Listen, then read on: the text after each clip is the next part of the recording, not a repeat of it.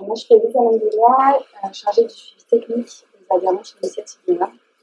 Donc, je m'occupe de toute la vie des adhérents chez eux, quand ils arrivent, et puis par la suite. C'est moi qui fais le premier diagnostic RSE. Et puis, notamment les contrats de projet pour ceux qui en ont ici aujourd'hui et qu'il faut renouveler. N'hésitez pas à revenir vers moi juste après. Peut-être avant de rentrer dans le cœur de la thématique, simplement, est-ce que Steve et Jean-François peuvent se présenter rapidement et puis on va continuer la suite. Bonjour à tous, très heureux d'être parmi vous aujourd'hui. Donc, je me présente très brièvement. Je m'appelle Steve Ambel et je suis expert comptable dans la région strasbourgeoise. Je pense qu'on expliquera plus pourquoi de plus tard. Et Jean-François Giraudau, avec un i en moins. et, et donc moi je suis une petite quinzaine d'années que je suis arrivé dans le monde de la mobilité sur Strasbourg, et puis je suis dans une boîte qui s'appelait Autotrement, qui était la première boîte d'autopartage en France, et puis qui a changé de nom, qui s'appelle Cities maintenant. Et j'ai le plaisir depuis 3-4 ans de diriger la coopérative. C'est une coopérative, on en parlera aussi un peu tout à l'heure. Et je sais aussi pourquoi et comment on a été amené à se poser des questions un peu différentes sur les mêmes que Martial finalement, mais pour des raisons un tout petit peu différentes. Et puis ce qu'on a réussi à en tirer là où on en est aujourd'hui. Comme je vous l'ai dit déjà, il n'y a pas forcément de définition arrêtée encore aujourd'hui parce que c'est vraiment quelque chose qui est en phase de construction, voire de co-construction entre universitaires, chercheurs et aussi cabinet de conseil bien entendu et financiers. Ici, je vous ai mis un petit peu le panel de tous les mots-clés que vous allez pouvoir entendre cet après-midi. Donc on entend parler de comptabilité intégrée, de comptabilité multi-capitaux, comptabilité verte, etc. Ça prouve du coup cette mouvance un petit peu de sémantique. Et puis finalement, qu'est-ce que c'est vraiment la comptabilité triple capital? C'est, comme l'a dit monsieur, c'est une méthode de comptabilité qui va permettre d'intégrer à la performance économique de la performance environnementale et sociale. On appelle ça triple capital parce que, vous voyez bien, on a le capital financier, le capital naturel et le capital humain. Qu'est-ce que ça fait concrètement? Ça change en fait le bilan des entreprises en y intégrant toutes les externalités, qu'elles soient positives ou négatives, dans le bilan comptable final de toute l'activité de l'entreprise. Ça soulève du coup deux grandes questions ou révolutions.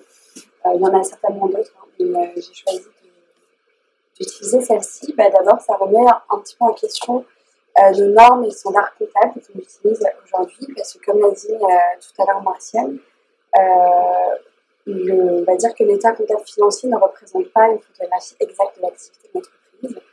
Et donc, ça remet finalement en cause le fait que le capital financier devienne égal au capital naturel ou au capital social. Ça remet en cause aussi la notion même de la durabilité.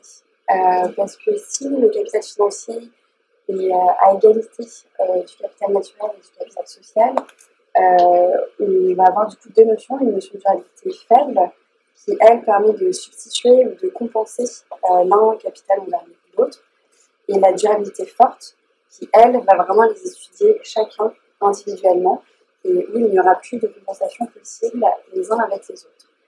Du coup, ça soulève plusieurs problématiques, mais surtout un grand besoin qui est, comme l'a dit toujours M. Lumet, qui va être d'évaluer et de mesurer la valeur créée ou détruite d'une entreprise à travers ce nouveau prisme-là, qui sont aussi, a posteriori, les trois piliers du développement durable. Avant de rentrer encore plus dans le détail, je tenais à vous faire cette slide qui ne ressemble pas à grand-chose, mais qui représente un petit peu le contexte réglementaire en France et en Europe de ces dernières années autour de la RSE ou du reporting extra-financier en tant que tel, qui rejoint finalement la thématique qu'on va voir et approfondir aujourd'hui. Pourquoi? Tout simplement parce que l'Europe, avec le Green Deal européen, a décidé d'atteindre la neutralité carbone d'ici à 2050. Et du coup, c'est des objectifs que vous aussi, en tant qu'entreprise, vous allez devoir travailler pour y atteindre. Je ne vais pas revenir dans le détail de chacune de ces réglementations. Peut-être celle qui est la plus connue aujourd'hui, ça va être la déclaration de performance extra-financière. Après, elle prend effet uniquement pour les sociétés cotées ou les sociétés qui ont un chiffre d'affaires de plus de 100 millions d'euros. C'est celle que je connais assez bien. Je vous ai mis aussi deux rapports qui ont fait un petit peu changer la donne. Le rapport Nota Sénat de 2018, qui a notamment été le conduit de la loi Pacte. Et enfin, je vous invite à regarder là, en 2023 la CSRD, qui est la Corporate Sustainability Reporting Directive, qui va obliger finalement une transparence et une publication d'informations non financières pour les entreprises. Et là, on voit que le spectre s'élargit. Il y aura plus de 50 000 entreprises concernées en Europe. Du coup, peut-être que vous en faites partie. Et le spectre, finalement, sera celui du monde supérieur à 250 salariés. Tout ça pour dire qu'en 5 ans, vous avez vu, il y a quand même 1, 2, 3, 4, 5 nouvelles réglementations qui rentrent en vigueur et qui demandent du coup un travail aussi de conformité de la part des entreprises. Avec finalement cette nouvelle réglementation en vigueur, il y a aussi un travail qui est fait de la part de l'Europe à présenter des standards qu'on appelle ESG, du coup, environnementaux, sociaux et de gouvernance, pour justement répondre à cette problématique de comment on peut quantifier ou pas des indicateurs qui, comme il l'indique, sont extra-financiers. Pour retourner sur la thématique, finalement, qu'est-ce que c'est que la triple comptabilité et pourquoi on pourrait l'utiliser? Tout simplement, ça peut être un bon outil pour répondre à l'urgence climatique et du coup protéger et valoriser à la fois le capital naturel et le capital humain. C'est facile à dire, pas forcément facile à faire et ça pose et ça soulève du coup quelques problématiques. J'en ai mis certaines ici que vous le voyez. La première, ce sera comment on peut associer deux notions qui sont, en tout cas dans notre imaginaire collectif, plus ou moins opposables. Comment on peut valoriser le matériel et est-ce que tout peut être quantifiable en dollars ou en euros? C'est une question qu'on a soulevée. La comptabilité triple capital relève aussi certaines limites, notamment inhérents aux enjeux de la RSE. On l'a vu, puis on va en parler tout à l'heure, que ce soit dans l'hétérogénéité des parties prenantes ou des demandes des parties prenantes en termes de responsabilité sociale, que ce soit en termes de temporalité, mais si le temps financier n'est pas forcément le même que le temps d'amélioration continue d'une politique RSE. Et puis, le fait que ce soit aussi toujours en perpétuelle et constante évolution, notamment par le fait des connaissances. La triple comptabilité va devoir aussi s'adapter aux entreprises, à l'entreprise, faire sens pour les salariés, pas seulement pour les dirigeants, mais aussi pour les salariés, notamment à travers, pourquoi pas, un outil stable dans le temps qui pourrait alors permettre une comparaison, que ce soit sur les évolutions de la performance de l'entreprise en matière de relations de données financières. Et enfin, la dernière limite, je l'ai répété, je pense qu'on déjà 3 fois, mais que c'est vraiment en cours de construction et que pour le moment, les standards ne sont pas encore mis en place. On attend de la part des régulateurs et aussi des différents États. N'hésitez pas à me couper si vous avez des questions, et on pourrait y revenir tout à l'heure sur le problème. Mais bon, même si on voit dans le temps long, ça fait aussi partie de l'actualité. Et je tenais ici à vous montrer un petit peu pourquoi il est intéressant de s'y pencher dès maintenant. Tout d'abord, je l'ai vu, ça va vous permettre d'anticiper en fait les évolutions réglementaires présentes et à venir. Ça peut également vous permettre de faire évoluer votre modèle d'affaires.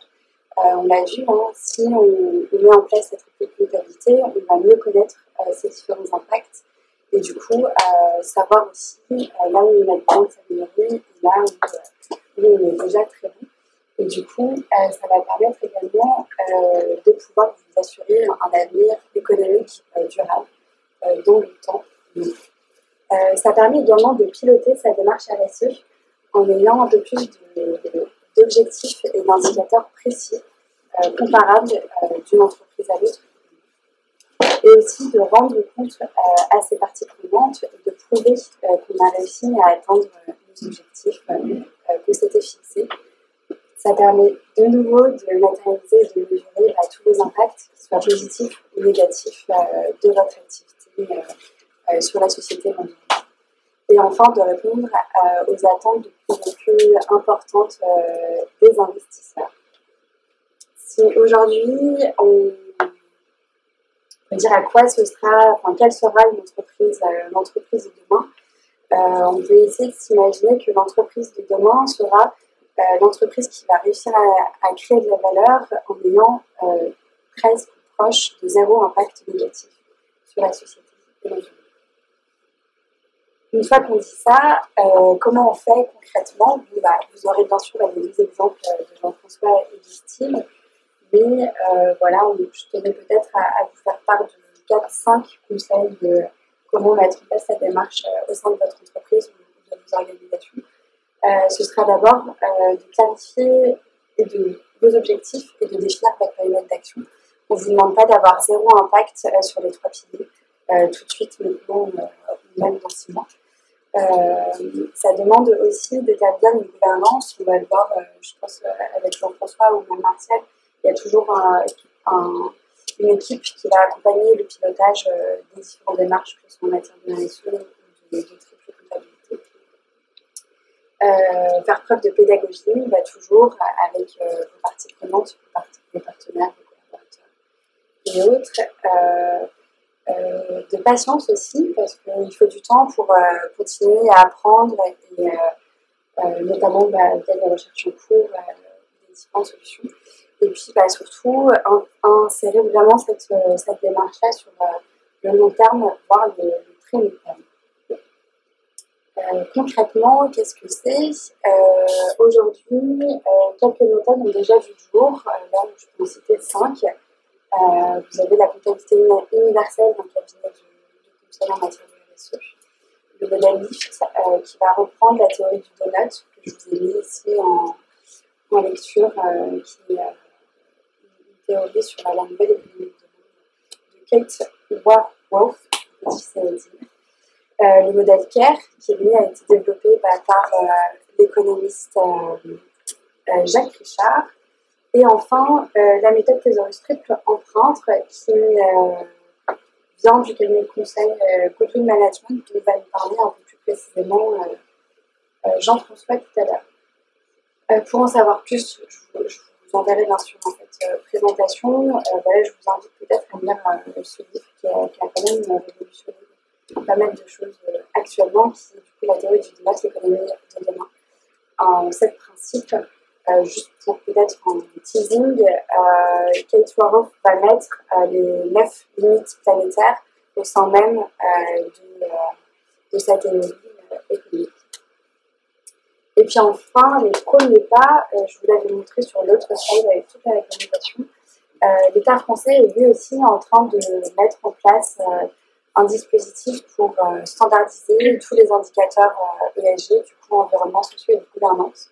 C'est la plateforme Impact.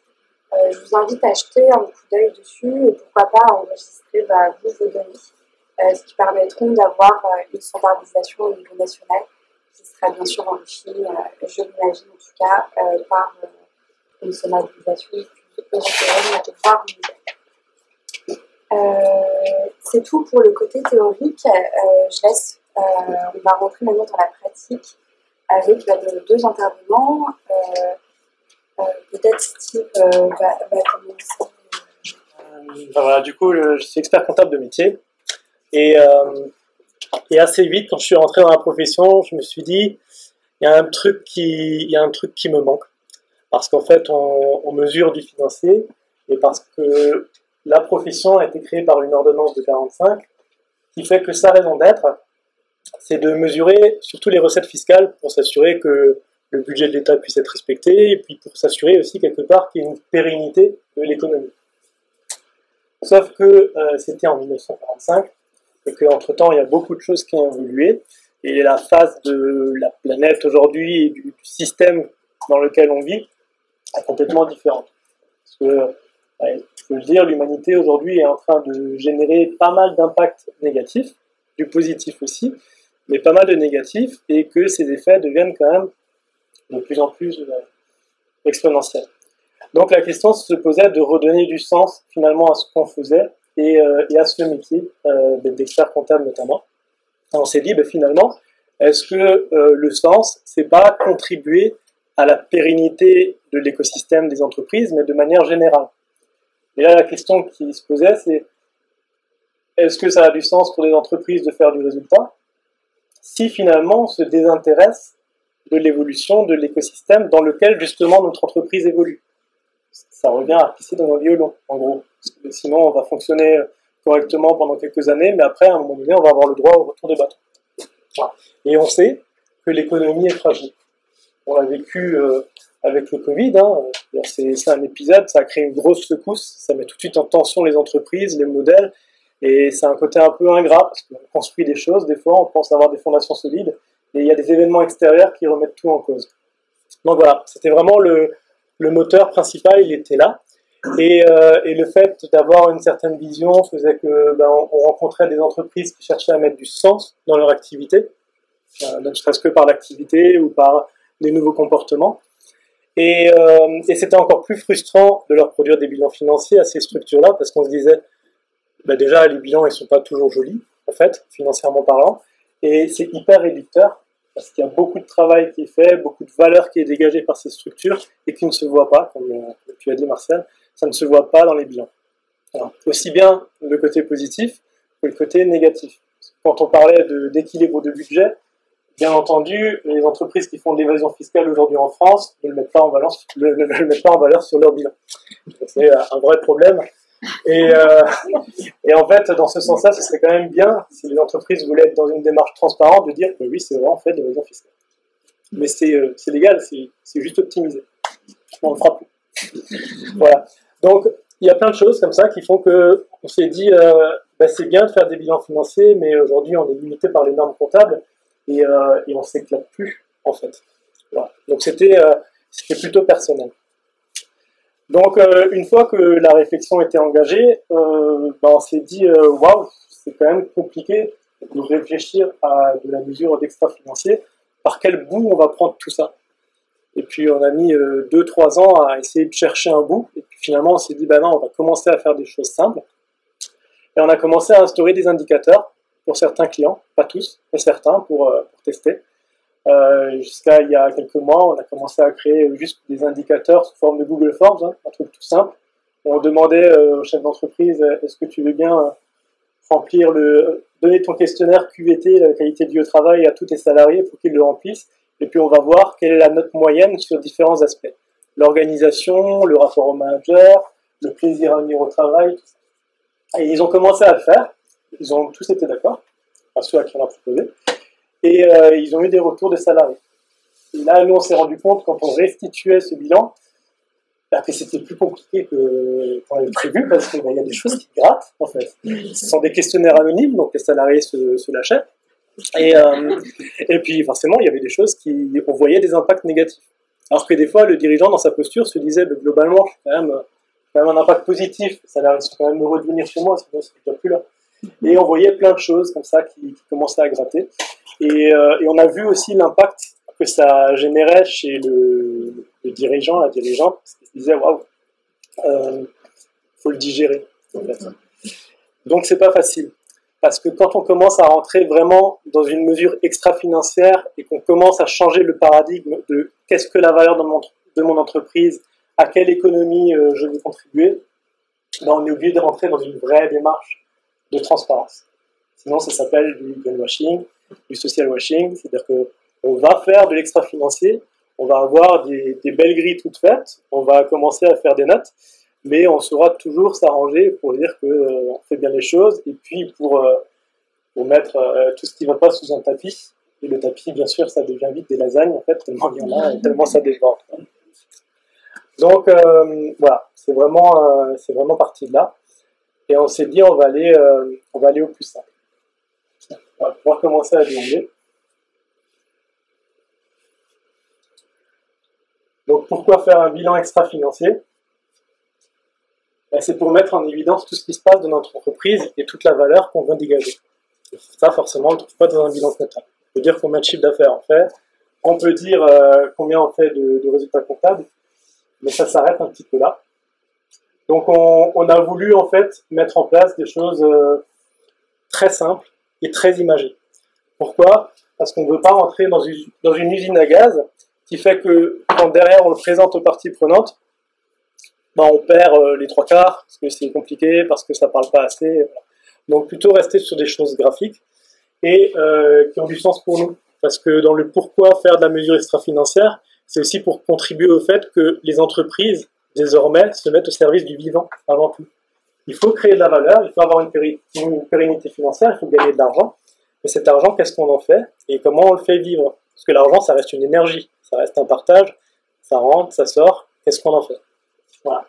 Donc pour nous, se mettre au service du vivant, c'est, on a vite fait de faire la parabole avec un arbre, en fait. Parce que, effectivement, il y a des racines. On voit un arbre, des fois, on ne sait pas quel âge il a. On voit tout le système qu'il y a, tout le système racinaire.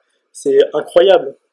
Quand vous voyez un peu comment les arbres communiquent entre eux, les racines et tout ça, c'est juste incroyable, c'est magique. Mais ça, on ne le voit pas, on ne le perçoit pas. Donc pour nous, c'était intéressant d'avoir cette symbolique. Et à travers ça, on va mesurer effectivement un certain nombre d'indicateurs. Donc,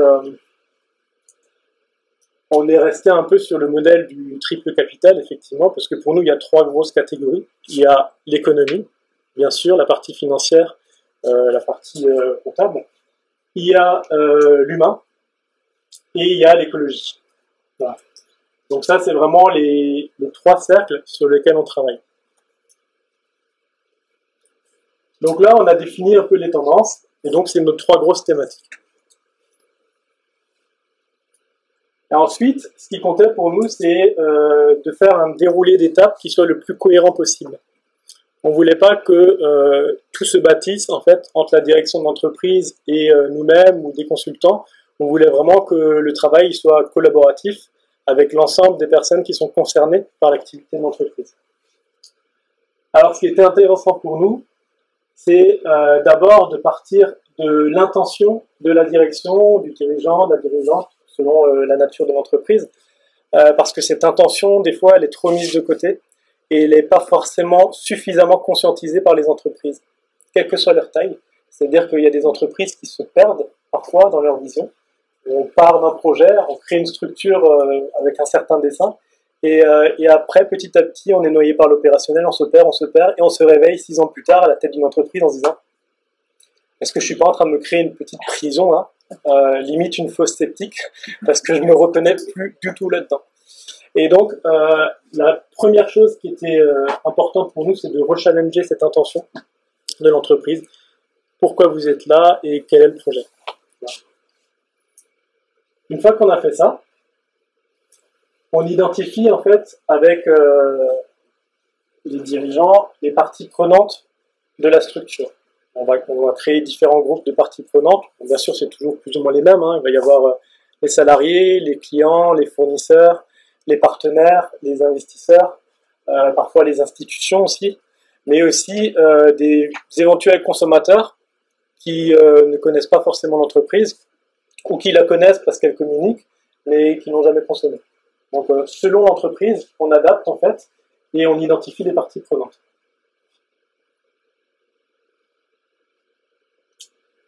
Une fois qu'on a fait ça, on va auditer ces parties prenantes. On va partir sur des échantillons, on va les appeler, on va leur poser un certain nombre de questions. Ça ne va pas que être des questions comme on les connaît par rapport au label Lucie, même si il y a des choses qui en sont assez proches, mais on va poser aussi beaucoup de questions ouvertes. Et notamment, on va leur demander en fait s'ils avaient une idée pour challenger l'entreprise ou des choses nouvelles qui devraient apparaître, qu'est-ce que ce serait pour eux, qu'est-ce qui serait important. Donc on va leur poser beaucoup de questions ouvertes pour collecter un maximum de matière. Et derrière, on va faire une première restitution, une première synthèse, sous une forme de grille, pour dire voilà quels sont les impacts positifs, quels sont les impacts négatifs, et à l'intérieur de ça, quels sont les impacts positifs mais qui étaient recherchés par l'entreprise, et quels sont les impacts positifs qui n'étaient pas recherchés. Donc ça, c'est vraiment l'impact au sens propre du terme, c'est les effets rebonds. On n'est pas que dans la performance extra-financière, mais on va mesurer le rebond, l'impact derrière, parce qu'il y a des choses qu'on génère par l'activité. On ne s'attendait pas du tout à le générer, mais c'est une réalité, c'est un fait. Et bien sûr, sur le côté négatif, ça joue aussi. C'est-à-dire qu'il y a les impacts négatifs qu'on connaît, qu'on assume ou qu'on n'assume pas, et il y a des impacts négatifs qu'on ne s'attendait pas du tout. Donc ça permet de faire une première cartographie et un premier retour de ce que pensent les parties prenantes de la structure à un instant T. Ensuite, une fois qu'on a fait ça, on va proposer en fait à la direction de mettre en place un certain nombre d'indicateurs.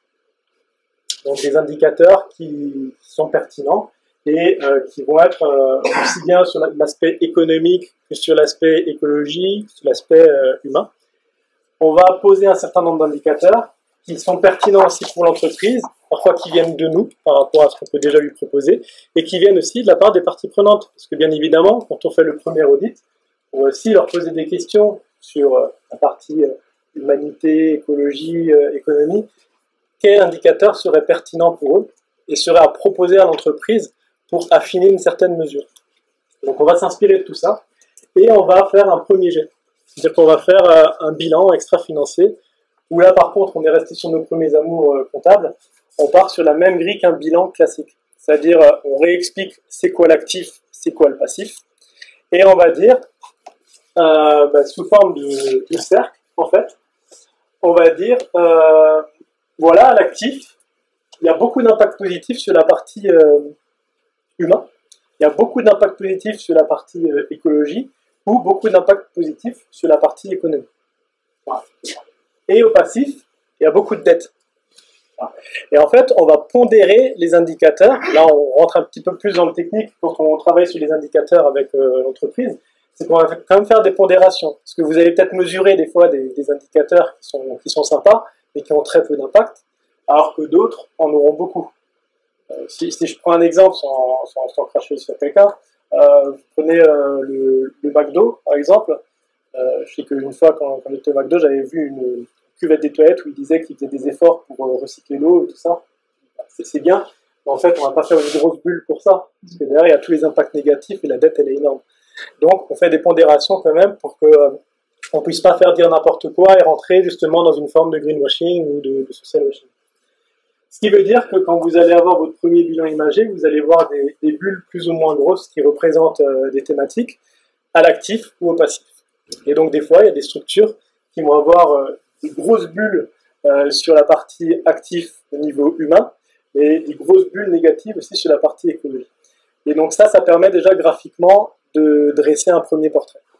Et à l'intérieur de chaque bulle, on a tous nos indicateurs par sous-thématique qui permettent de gratter et d'expliquer comment on en est arrivé. Après, ce qui est important, effectivement, dans cette partie, c'est justement de rentrer dans une démarche de transparence. Parce qu'il ne suffit pas d'interroger les parties prenantes une première fois, on a envie ensuite de leur livrer le fruit du travail qui a été réalisé. Et donc, on va leur expliquer, voilà, par rapport à ce premier travail qu'on a fait, par rapport à l'enquête qui a été menée auprès des parties, votre bilan extra-financier, le bilan extra-financier de la structure, il ressemble à ça, avec un certain nombre d'indicateurs qui ont été calculés. Et ces parties prenantes, du coup, elles vont regarder, elles vont observer, et ensuite, on va créer des ateliers. Donc, ils vont se mélanger, c'est-à-dire que une table, vous allez avoir un représentant salarié, un représentant partenaire, un représentant fournisseur ou investisseur, et ils vont rechallenger tout ça. Ils vont se dire, tiens, on a vu le bilan extra-financier, c'est intéressant, mais finalement, il manque il manque ça, et on va proposer de nouvelles thématiques et de nouvelles marges d'amélioration pour la structure. Et à la fin de cet atelier, ils vont nous donner à nouveau une matière, et nous, on va retravailler, remodeler le bilan extra-financier pour repartir de cette matière-là, et pour retravailler justement ce qui est le cadre d'amélioration de l'entreprise. Et une fois qu'on a fait ça, on a notre premier bilan extra-financier, on a posé le cadre d'amélioration de la structure, et on va regarder dans le détail comment on peut faire vivre ces indicateurs dans le quotidien de l'entreprise. Parce que ces indicateurs, il va falloir les calculer tout au long de l'année. Donc on va déterminer des pilotes, des fois ça va être nous, des fois ça va être d'autres partenaires, des fois ça va être des des salariés de la structure ou autres qui vont vraiment être identifiés parce qu'ils sont responsables d'une certaine thématique et qui sont vraiment les personnes les plus légitimes pour s'en occuper. Et on va collecter de la matière tout au long de l'année. Et puis après, rebelote, à la fin de l'année, on va remettre à jour tous les indicateurs et remettre à jour le bilan extra-financier pour voir ce qui a évolué ou ce qui a éventuellement régressé. Voilà. Donc ça, c'est pour la présentation basiquement. Et donc pour illustrer, par exemple, quand on a fait ce travail pour nous, pour le cabinet, on s'est par exemple rendu compte qu'on avait plaisir à expliquer qu'on était en zéro papier, qu'on utilisait de nouveaux outils, qu'on utilisait très peu de papier, mais on n'avait pas du tout réfléchi à la partie numérique. Parce que finalement, dans notre profession, on stocke beaucoup de données, et ces données, à un moment donné, elles sont collectées quelque part, et ça génère un impact négatif. Et bien sûr, nous, on a mis ça un peu sous le tapis. Et on s'est dit, ok, mais comment faire? Parce que finalement, on peut effectivement déjà commencer à travailler sur ça pour minimiser l'impact. Mais derrière, ça fait partie de notre métier, il y a quand même une sorte de fatalité. Et on va être obligé de générer cet impact négatif. Et là, on n'a pas forcément la réponse encore. C'est pour ça que c'est vraiment un cadre d'amélioration.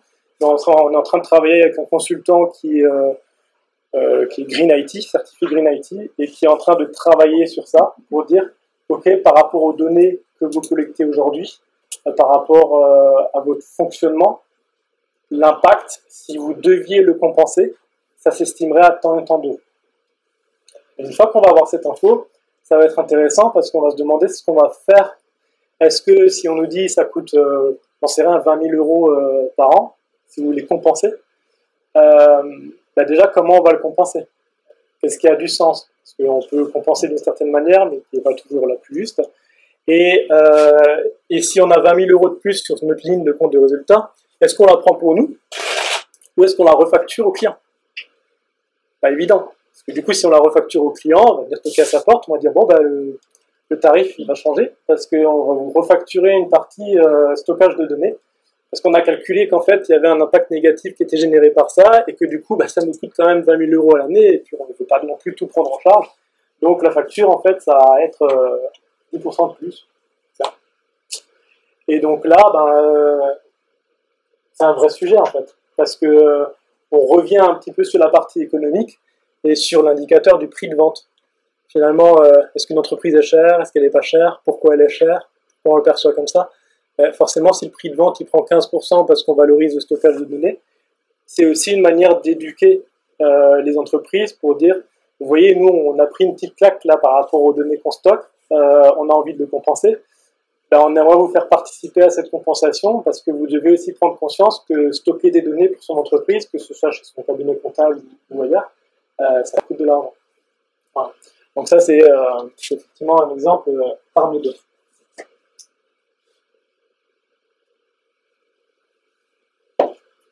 Donc c'est ce que j'expliquais avant, en fait, quand on va dresser le bilan, en fait, il y aura l'actif et le passif. Le passif avec des bulles plus ou moins importantes en fonction des pondérations des indicateurs cumulés. Et là, par exemple, on va voir que économiquement, ça fonctionne très bien pour cette structure. Il y a plein d'indicateurs qui sont au top, parce que l'entreprise, elle fait beaucoup de veille sur son marché, parce qu'elle anticipe des écueils. Ça joue aussi dans la partie économique. Au niveau humain, c'est bien. Par contre, écologiquement, il y a des petits actifs, il y a des choses qui sont bien faites, mais ça, c'est pas non plus terrible. Et au niveau du passif, il y a un gros passif écologique. Et on a aussi mesuré des indicateurs qui n'étaient pas forcément au top sur d'autres domaines. Et la différence entre les deux, c'est comme un bilan économique, ça nous donne nos fonds propres, mais extra-financiers, où on va voir la différence entre tout ce qui est à notre actif et tout ce qui est à notre passif. Voilà. Je ne sais pas si vous avez des questions déjà par rapport à ça. Sur le pourquoi, sur le comment. Oui.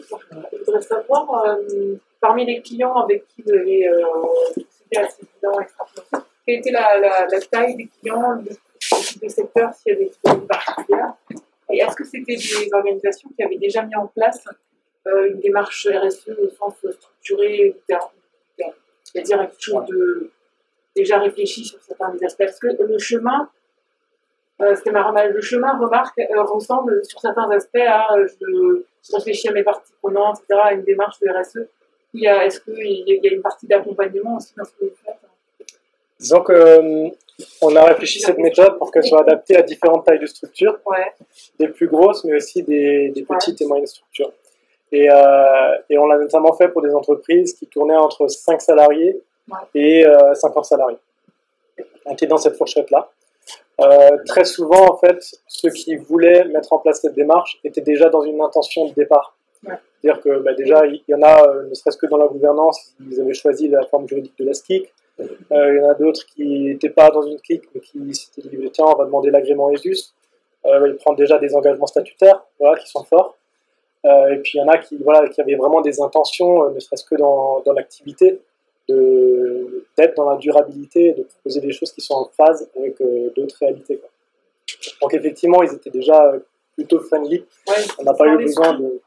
Dans l'esprit, mais est-ce qu'ils avaient déjà fait des choses, des indicateurs sur des choses, je sais pas, ils avaient déjà fait des études sur leur mobilité Ça dépend. Non, il y en a quelques-uns, oui. Ils ont fait des études justement sur le... Il y en a par exemple un restaurant qui avait vraiment tout travaillé pour que le restaurant soit construit de la manière la plus naturelle possible. Donc il avait déjà mis en place des choses et il n'avait pas forcément fait un retour derrière sur chez qui on s'est fourni, est-ce que je le mets en avant.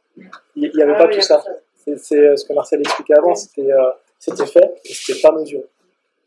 Et il y en a qui avaient aussi entamé des premières réflexions avec des parties prenantes pour être à leur écoute, mais pas de manière formalisée. Monsieur.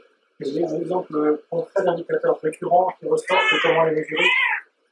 Oui, alors là, ça dépend en fait. Il y a justement l'indicateur de la sobriété numérique, ça on n'arrive pas à le calculer. Nous on est plutôt on compile des données, et par contre derrière, quand on voit qu'il y a une vraie demande de l'entreprise ou des parties en fait, un vrai besoin de création d'indicateurs, on va aussi chercher à côté. Donc on est en train, ça a déjà commencé, mais on bâtit une communauté de personnes ressources qui sont chacune spécialisées dans leur domaine et qui peuvent aussi intervenir pour la structure, pour gratter, et puis pour affiner aussi et calculer des indicateurs qui sont les plus pertinents possibles. Parce que quand on envoie par exemple des Google Forms au salaire d'une entreprise, c'est assez facile, on met une échelle de valeurs de 1 à 10, on pose des questions, on a une moyenne. Voilà. Il y a des choses comme la sobriété numérique, là c'est un peu plus compliqué. C'est-à-dire qu'il faut mener une étude, ça coûte aussi un peu d'argent, donc c'est un peu complémentaire, et ça nécessite d'avoir un vrai retour de professionnels. Voilà. Donc après on a aussi des choses très simples où on va être attentif à la posture de la direction, surtout dans une entreprise où il va juste y avoir 1 ou 2 associés, de voir s'ils ne sont pas au bord du craquage aussi. Donc, c'est-à-dire, est-ce qu'ils prennent plaisir à venir dans l'entreprise tous les jours? Est-ce qu'ils ont un bon niveau d'équilibre entre la vie privée et la vie professionnelle? Est-ce qu'ils sont satisfaits de leur rémunération? Parce qu'en fait, tout ça, ce sont des indicateurs qui ne sont pas mesurés. On ne les mesure pas et au bout de 4 ans, on voit que l'entreprise, elle explose en plein vol parce qu'il y a des frustrations qui sont cumulées pour les dirigeants des structures. Donc, il y a des choses qui sont mesurables de manière très simple et d'autres de manière plus compliquée. Il y a aussi parmi les partenaires des structures qui vont mesurer l'impact écologique de la construction. Donc ça veut dire qu'il faut aussi gratter, il faut creuser, on ne peut pas le faire nous-mêmes non plus. Nous, on va plus être dans une posture de compiler les données et les rendre le plus graphique possible. Et derrière, après, soit on arrive à faire des choses nous-mêmes, soit l'entreprise va déterminer des choses aussi, et on va fixer des curseurs sur des grilles de valeur. Vous pensez que tout est mesurable? En fait, est-ce que tout est mesurable? Ce que je disais, c'est un bilan extra-financier, c'est pas déroulé à la moitié. Ça reste des indicateurs. Est-ce qu'il y a des choses, des valeurs que crée l'entreprise sur les 3 piliers qu'on pourrait mettre en valeur, mais qui ne sont pas mesurables? Oui, bien sûr. Ouais, c'est clair. En même temps. Il y a des choses qui sont... C'est très abstrait, en fait. Ouais, voilà. C'est pour ça que des fois, on ne sait pas par quel bout le prendre, et on a tendance à dire qu'on le met de côté, parce qu'on ne va pas le mesurer. Mais il faut en parler. Et du coup, ça apparaît aussi dans les bilans. Et ça va être, par exemple, Je peux donner. Par exemple, la contribution de l'entreprise à son écosystème. Comment on mesure ça? Il y a des entreprises qui vont dire moi, je prends l'engagement statutaire de reverser 1% de mon chiffre d'affaires ou 2% à des associations. Voilà, c'est ma contribution. Bon. Nous, par exemple, c'est ce qu'on a fait, mais pour nous, c'était un peu plus limité. L'autre possibilité, par exemple, qu'on a fait au niveau du cabinet, c'était de dire aux salariés, dans le cadre de vos heures de travail, vous avez un contrat de 35 heures, vous prenez 2 heures par semaine pour vous engager pour des associations du secteur. Ok, donc ça veut dire qu'on a mis en place une action. Mais est-ce que c'est abouti? Est-ce que ça vit? On s'est rendu compte au bout de 3 mois que ça ne vivait pas du tout. Parce qu'en fait, on l'a décidé avec l'équipe, c'était une décision qui était prise collectivement, mais entre prendre la décision de le faire et se dire ok, je vais faire les 2 heures et le faire, c'est aussi de notre validité de vérifier que c'était fait. Et en fait, c'était pas fait. Donc on peut très bien se faire plaisir. Là, c'est mesurable. C'est mesurable, effectivement, parce qu'il y a un module du saisie de temps, qu'il y a des codes pour ça, et puis on va dire ce qui est fait. On peut même sortir un petit rapport d'activité personnelle pour dire voilà ce que j'ai pu produire à côté. Mais quand on a mesuré au bout d'un trimestre, c'était 0. Parce qu'en fait, on ne savait pas trop par quel bout le prendre, parce qu'on ne les a pas accompagnés là-dedans. On leur a juste dit de choisissez votre structure en fonction de vos appétences. Et puis, en fait, il fallait aussi leur proposer des choses. Voilà. Est-ce que vous pensez qu'il y a une taille minimale d'entreprise pour que ça ait du sens? Non. À partir d'une personne Non, vraiment. Je pense que c'est.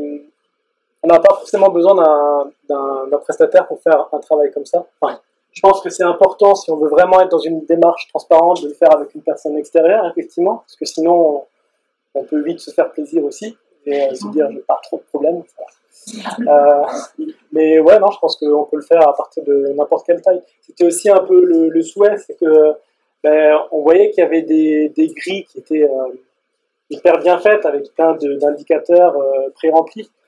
Mais du coup, les petits dirigeants, entre guillemets, ou de TPE, PME, ils n'ont pas forcément envie de faire tout ça, ou de rentrer dans des gros ratios. Ils ont juste envie de faire quelque chose avec du bon sens, et puis de travailler avec leur parti. Voilà. Et donc, franchement, on a fait ça pour des structures où il y avait 3 salariés. Ça leur a fait du bien. Et en fait, ça répond aussi à la question de pourquoi on le fait. Est-ce qu'on le fait juste pour mettre en évidence tout ce qu'on fait de bien? Et je comprends, parce qu'en fait, il y a beaucoup de structures qui ont plein de valeurs et qui ne l'expriment pas assez, soit par pudeur, soit pour d'autres raisons. Ou est-ce qu'on le fait vraiment pour améliorer notre point de fragilité? Ou est-ce qu'on le fait pour les 2 raisons? C'est souvent le cas. Mais ça nourrit aussi la direction, en fait. Au-delà de tous les partis qui travaillent, même des salariés, parce que ça... Voir un bilan extra-financier, ça donne aussi plus de sens. Quand on travaille dans une structure, on se dit, tiens, je sais pourquoi je suis là. Hein, mais ça nourrit tout le monde, en fait. Et ça redonne du sens à ce qu'on fait. Et ça, c'est valable pour toutes les tailles de structure. Nous, on est une petite structure aussi. Et au final, je ne verrais pas ne plus le faire. Sur la partie résultat, tout le travail, le résultat de ce travail-là, est-ce qu'il est voué à être communiquer ou garder au sein de l'entreprise, au sein de la direction, ou partager avec les collaborateurs, ou même plus largement, parce que effectivement, les données financières, on a tendance à les solliciter aux fournisseurs, savoir si l'entreprise partenaire avec laquelle on s'appelle à travailler, ça travaille bien et a des résultats et elle va tenir la route. On le fait, on a moins tendance à le faire sur justement ces autres facteurs qui ne sont pas que financiers. Et du coup, est-ce que vous pensez que ça va être de manière courante, demander maintenant, comme on demande des résultats d'entreprise, des résultats comptables, on va demander la triple comptabilité à son fournisseur, à son partenaire, à tout le monde. Je pense qu'on l'espère tous. On l'espère tous. Hein. De toute façon, le but, c'est quand même de changer de paradigme, de revoir notre rapport à l'économie. Aujourd'hui, ça a été, je sais pas, Jean-François qui en parlera plus tard, hein, sur l'historique de la comptabilité, pourquoi la comptabilité. Il faut vraiment revoir ce rapport-là.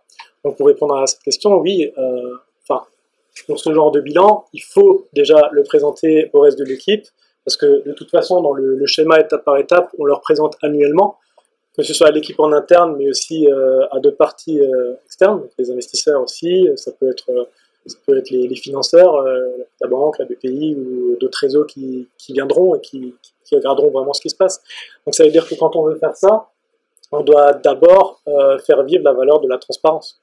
Parce que si on n'a pas envie de faire vivre la valeur de la transparence, on n'est pas vraiment dans une démarche d'amélioration. Donc oui, et puis j'espère que c'est aussi un petit peu pour ça qu'on voulait vraiment faire le lien avec le bilan actif-passif, c'est-à-dire d'avoir un bilan actif-passif financier au recto et au verso d'avoir l'extra-financier parce que c'est tout aussi important. Donc du coup, je vais vous parler un peu de Cities quand même parce que j'arrive pas à faire sans. Ça vous aidera aussi à comprendre la démarche et comment on est arrivé là. C'est super. Enfin, l'enchaînement des deux témoignages est super parce que si on revient sur la compta, on a parlé de bilan et là on va parler de compte de résultats. On va se retrouver sur les deux aspects, donc ça va répondre un peu à votre question de tout à l'heure. Et la question en fait de la compta triple, de triple K ou voilà, de triple empreinte, elle est arrivée chez nous, elle est arrivée chez moi il y a quelques années. Et je vais vous expliquer comment et pourquoi en parlant un peu de Cities quand même. Alors, en 2 mots, Cities c'est quoi? Vous connaissez peut-être. Vu de l'extérieur, on fait de la location de voitures. Vu de l'extérieur, c'est la location de voitures automatisée. On se dit, c'est un système pour louer une voiture pour 1 heure, une journée, plus j'y accède H24 avec une appli mobile, une appli web qui me permet de réserver un véhicule à côté de chez moi ou dans une gare ailleurs dans la région. J'y accède H24 soit avec mon smartphone, soit une carte à puce qui me permet d'ouvrir les portes de la voiture et je récupère les clés à l'intérieur pour partir, faire mon trajet. L'intérêt, c'est que je possède pas mon véhicule et que je paye en fonction de 2 choses, la durée d'usage et la distance que je parcours en fonction du trajet. Ce qui aujourd'hui nous intéresse, c'est d'avoir au-delà de la place. Je suis bête, je sais pas. Ah ouais, j'aurais cru que ton nom était particulièrement alsacien. Donc, Cities, c'est un réseau national de coopératives régionales. Donc, je suis à la tête de la coopérative en Est, avec une quinzaine de personnes. Marie qui est parmi nous et que je remercie parce que je ne pourrais pas vous parler de tout ça si elle n'avait pas bossé pas mal l'année dernière sur ce sujet. Et donc au-delà d'avoir une voiture à côté de chez soi, c'est de dire à côté de chez soi on peut habiter à plusieurs endroits potentiellement. On habite notre logement, témoignage de Martial, ça je parle moi de notre logement et puis notre entreprise parce que là effectivement on y vit d'une manière un peu différente, donc c'est intéressant d'avoir aussi bien un objet de mobilité à côté de chez soi qu'un objet de mobilité à côté de son entreprise, ou si je vais aller faire un peu des affaires dans les Ardennes, je peux sortir à la gare de Champagne-Ardenne-TGV puis avoir une voiture pour les derniers kilomètres plutôt que de me cogner mais toute la route, les bouchons, le stress, la fatigue et toute la pollution que ça va générer. L'autre intérêt, c'est de dire souvent on achète une voiture juste parce qu'on a besoin, je caricature, de partir en vacances 2 semaines par an, et donc il faut les enfants, la planche à voile, le surf, les skis, et donc on a une énorme voiture dans laquelle on roule seul 95% de l'année, ce qui est quand même assez stupide en soi d'un point de vue bêtement pragmatique. C'est un peu du gâchis de ressources, un peu du gâchis d'argent, et donc là on peut aussi moduler en fonction de son usage. Donc ça c'est la face visible de l'iceberg, la face visible de l'arbre de Steve tout à l'heure. Mais derrière et au fond, ce qui nous intéresse et notre raison d'être, c'est de contribuer à réduire l'usage et la place de la voiture. Alors, qu'est-ce qu'on fait? On optimise la place de la voiture parce que globalement, les utilisatrices, les utilisateurs du service sont des gens qui font le choix de plus avoir de voiture. Soit on attaque la 2e voiture du foyer, mais globalement, c'est surtout la première voiture du foyer. Et dans les entreprises, on va aider à rationaliser les flottes certains véhicules sont indispensables. Un commercial qui se déplace quasiment tous les jours en voiture, bien entendu, le service n'est pas performant, mais je pense à un bureau d'études au hasard, un architecte, un réseau d'entreprises qui œuvrent pour la RSE, sont des types de structures qui n'ont pas forcément besoin de se déplacer tous les jours et qui vont, du coup, plutôt que d'avoir une flotte de véhicules, vont pouvoir avoir recours au service. Et donc, par voie de conséquent, on vient supprimer un certain nombre de voitures sur la route. Une Cities en remplace 10, et donc mécaniquement on vient dégager 9 places de stationnement. Une place de stationnement c'est entre 10 et 12 mètres carrés, le calcul est vite fait pour vous voyez le foncier qui est potentiellement dégageable par la voiture. Je vous invite à voir le bâtiment de Martial vu du ciel sur Google, et puis dézoomer sur tout l'espace européen d'entreprise. Si on regarde la part de stationnement et de voirie par rapport à la part de bâtiment, c'est assez intéressant comme réflexion. On ne mesure pas, on le mesurera peut-être tout à l'heure. Donc c'est la place de la voiture, je vous l'ai dit, et puis c'est l'usage de la voiture. Alors ça, c'est vraiment le cœur du réacteur, c'est ça notre métier. C'est que on parlait des faces cachées, on parlait des choses induites et dans la valeur financière également. L'exemple type, c'est la voiture. Si on demande, on pourrait faire le test là, combien vous coûte une voiture par mois? 0. Très bien, bonne réponse, merci. Alors en général, on dit ouais, ça va me coûter 200, ça va me coûter à peu près 200 euros, peut-être 250 avec l'augmentation du prix du carburant. Et si on regarde les études qui sont faites par des gens très sérieux, hein, pas moi du coup, mais l'Automobile Club, qui chaque année fait son étude sur le coût de la voiture, sur une voiture de type Clio 208, ils sortent des chiffres autour de 6 000 euros l'année. Donc on est autour de 500, 550 sur une voiture tout à fait entrée de gamme. Et donc si on va en plus sur des véhicules un peu spécifiques, un peu plus premium, c'est un coût qui est conséquent, mais il y a une perception du coût de la voiture qui est complètement masqué parce que la voiture on l'achète une fois, quand on a la compta de sa boîte on le voit un peu mieux parce qu'on a l'amortissement du véhicule, mais à titre perso on s'en rend pas compte, et puis on voit pas que les réparations, ok on a des réparations, mais finalement c'est pas tous les jours, donc on a tendance à oublier, et finalement il y a un peu cette grande illusion de la voiture, c'est que si je pars faire mon trajet et que je passe pas à la pompe, j'ai le sentiment que le trajet est gratuit. Or c'est faux. Et quand on utilise un service comme Cities, on va payer à l'usage. On va payer à chaque fois que je vais prendre la voiture, je vais payer un condensé un peu tous ces coûts. Et donc, comme je prends conscience du coût de la voiture, je vais faire. Si j'investis, je vais essayer de rentabiliser mon bien. Par contre, si je paye à l'usage, je vais essayer de faire autre chose, c'est que je vais essayer d'éviter ce coût-là. C'est plutôt naturel et ce qui est plutôt une bonne idée. Et ce qui fait qu'on arrive à induire un changement d'habitude, un changement de comportement de mobilité au profit d'autres modes de transport. On ne met pas les gens dans des blocs de béton, on les empêche de bouger, bien au contraire. Mais uniquement par cette perception du coût, on va amener un changement d'habitude de mobilité, un changement d'habitude de consommation, et on va contribuer à développer le vélo, on va contribuer à développer le transport en commun, la marche à pied, le télétravail. Alors, ça nous a fait du tort entre guillemets là, de manière temporaire parce que forcément on se déplace moins, mais à long terme c'est une super nouvelle si on arrive à éviter des déplacements inutiles ou à les contraindre un petit peu. On pourra aussi optimiser plus nos flottes de véhicules dans les entreprises. Donc, on est assez convaincu que passer encore ces quelques semaines, on espère qu'on n'a pas une 5e, 6e, 7e, 8e vague qui va encore nous refréner, mais en tout cas, voilà, ça c'est le cœur de notre service.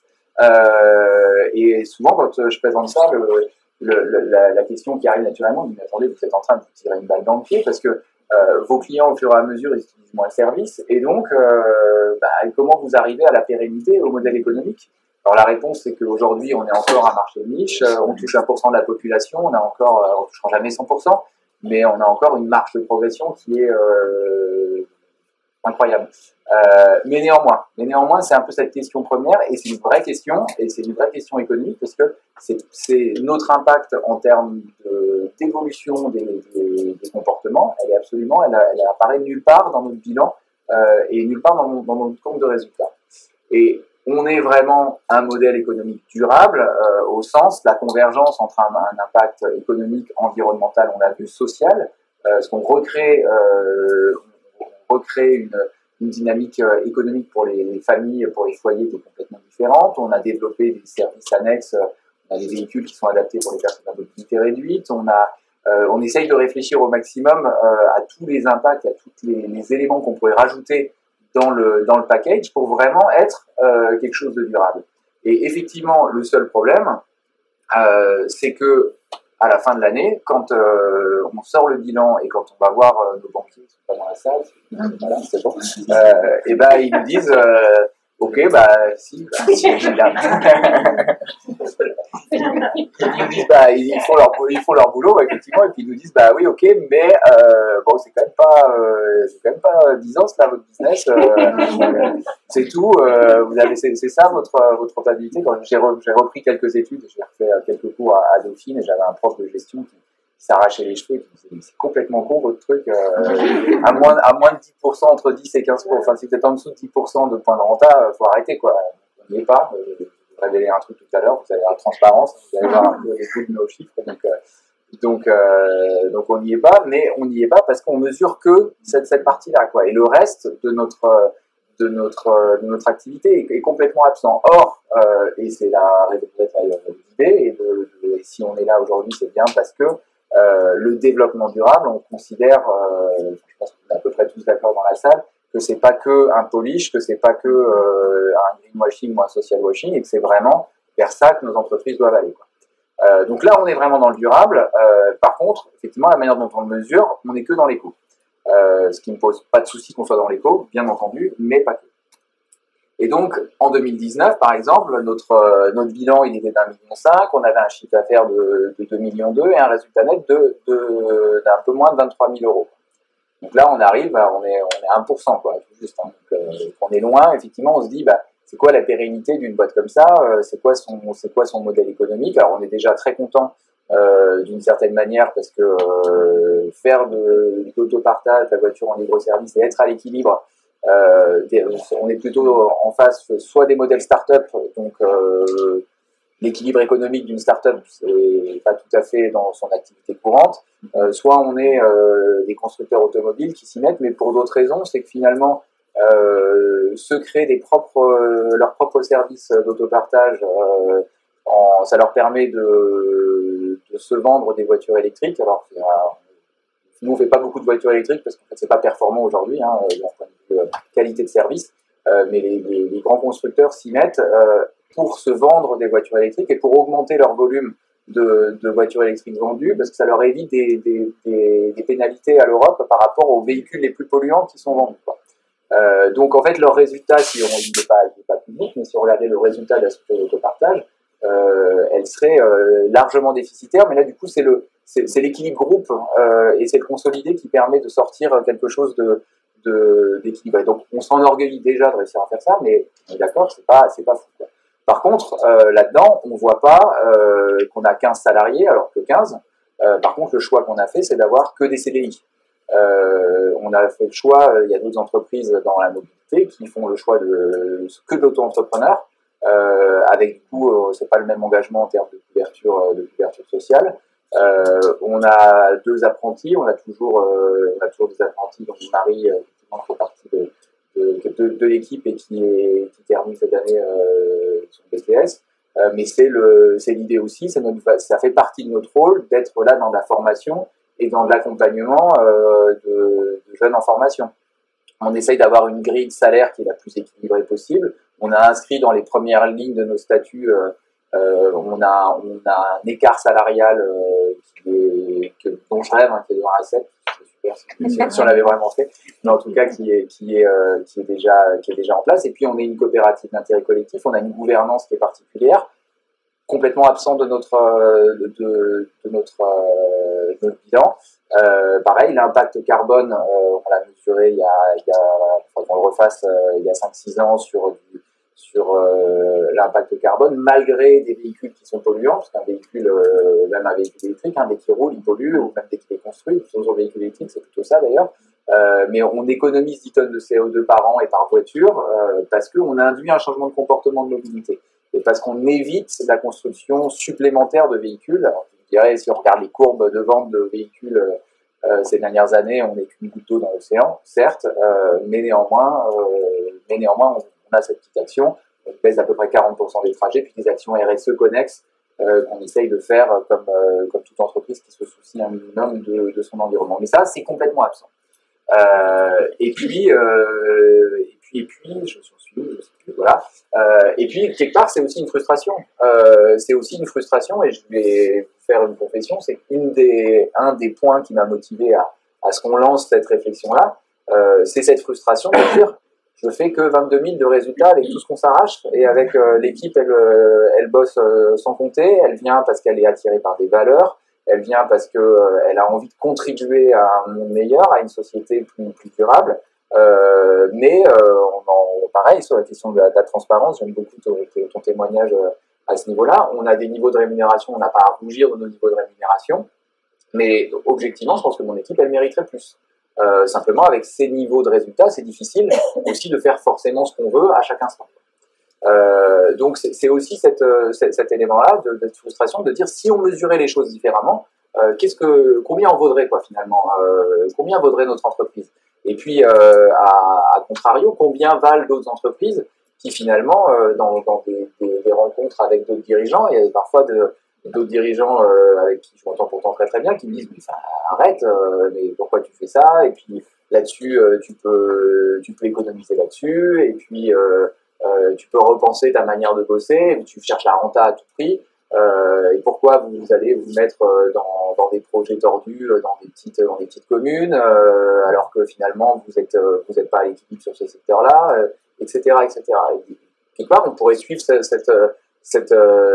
raisonnement-là. Aujourd'hui, on le fait pas parce que les valeurs qu'on porte sont fortes. Mais s'il n'y a pas d'équilibre, quoi, et le collègue qui finalement lui se dit, bah en fait, moi, je m'en fiche, j'y vais, bah oui, je trouve que j'ai un impact environnemental qui est pas super, mais bon, je fasse quoi, en même temps, il faut bien que je coûte, quoi. Ce qui s'entend. Mais du coup, si on comptait les choses différemment, on aurait une vision un petit peu différente.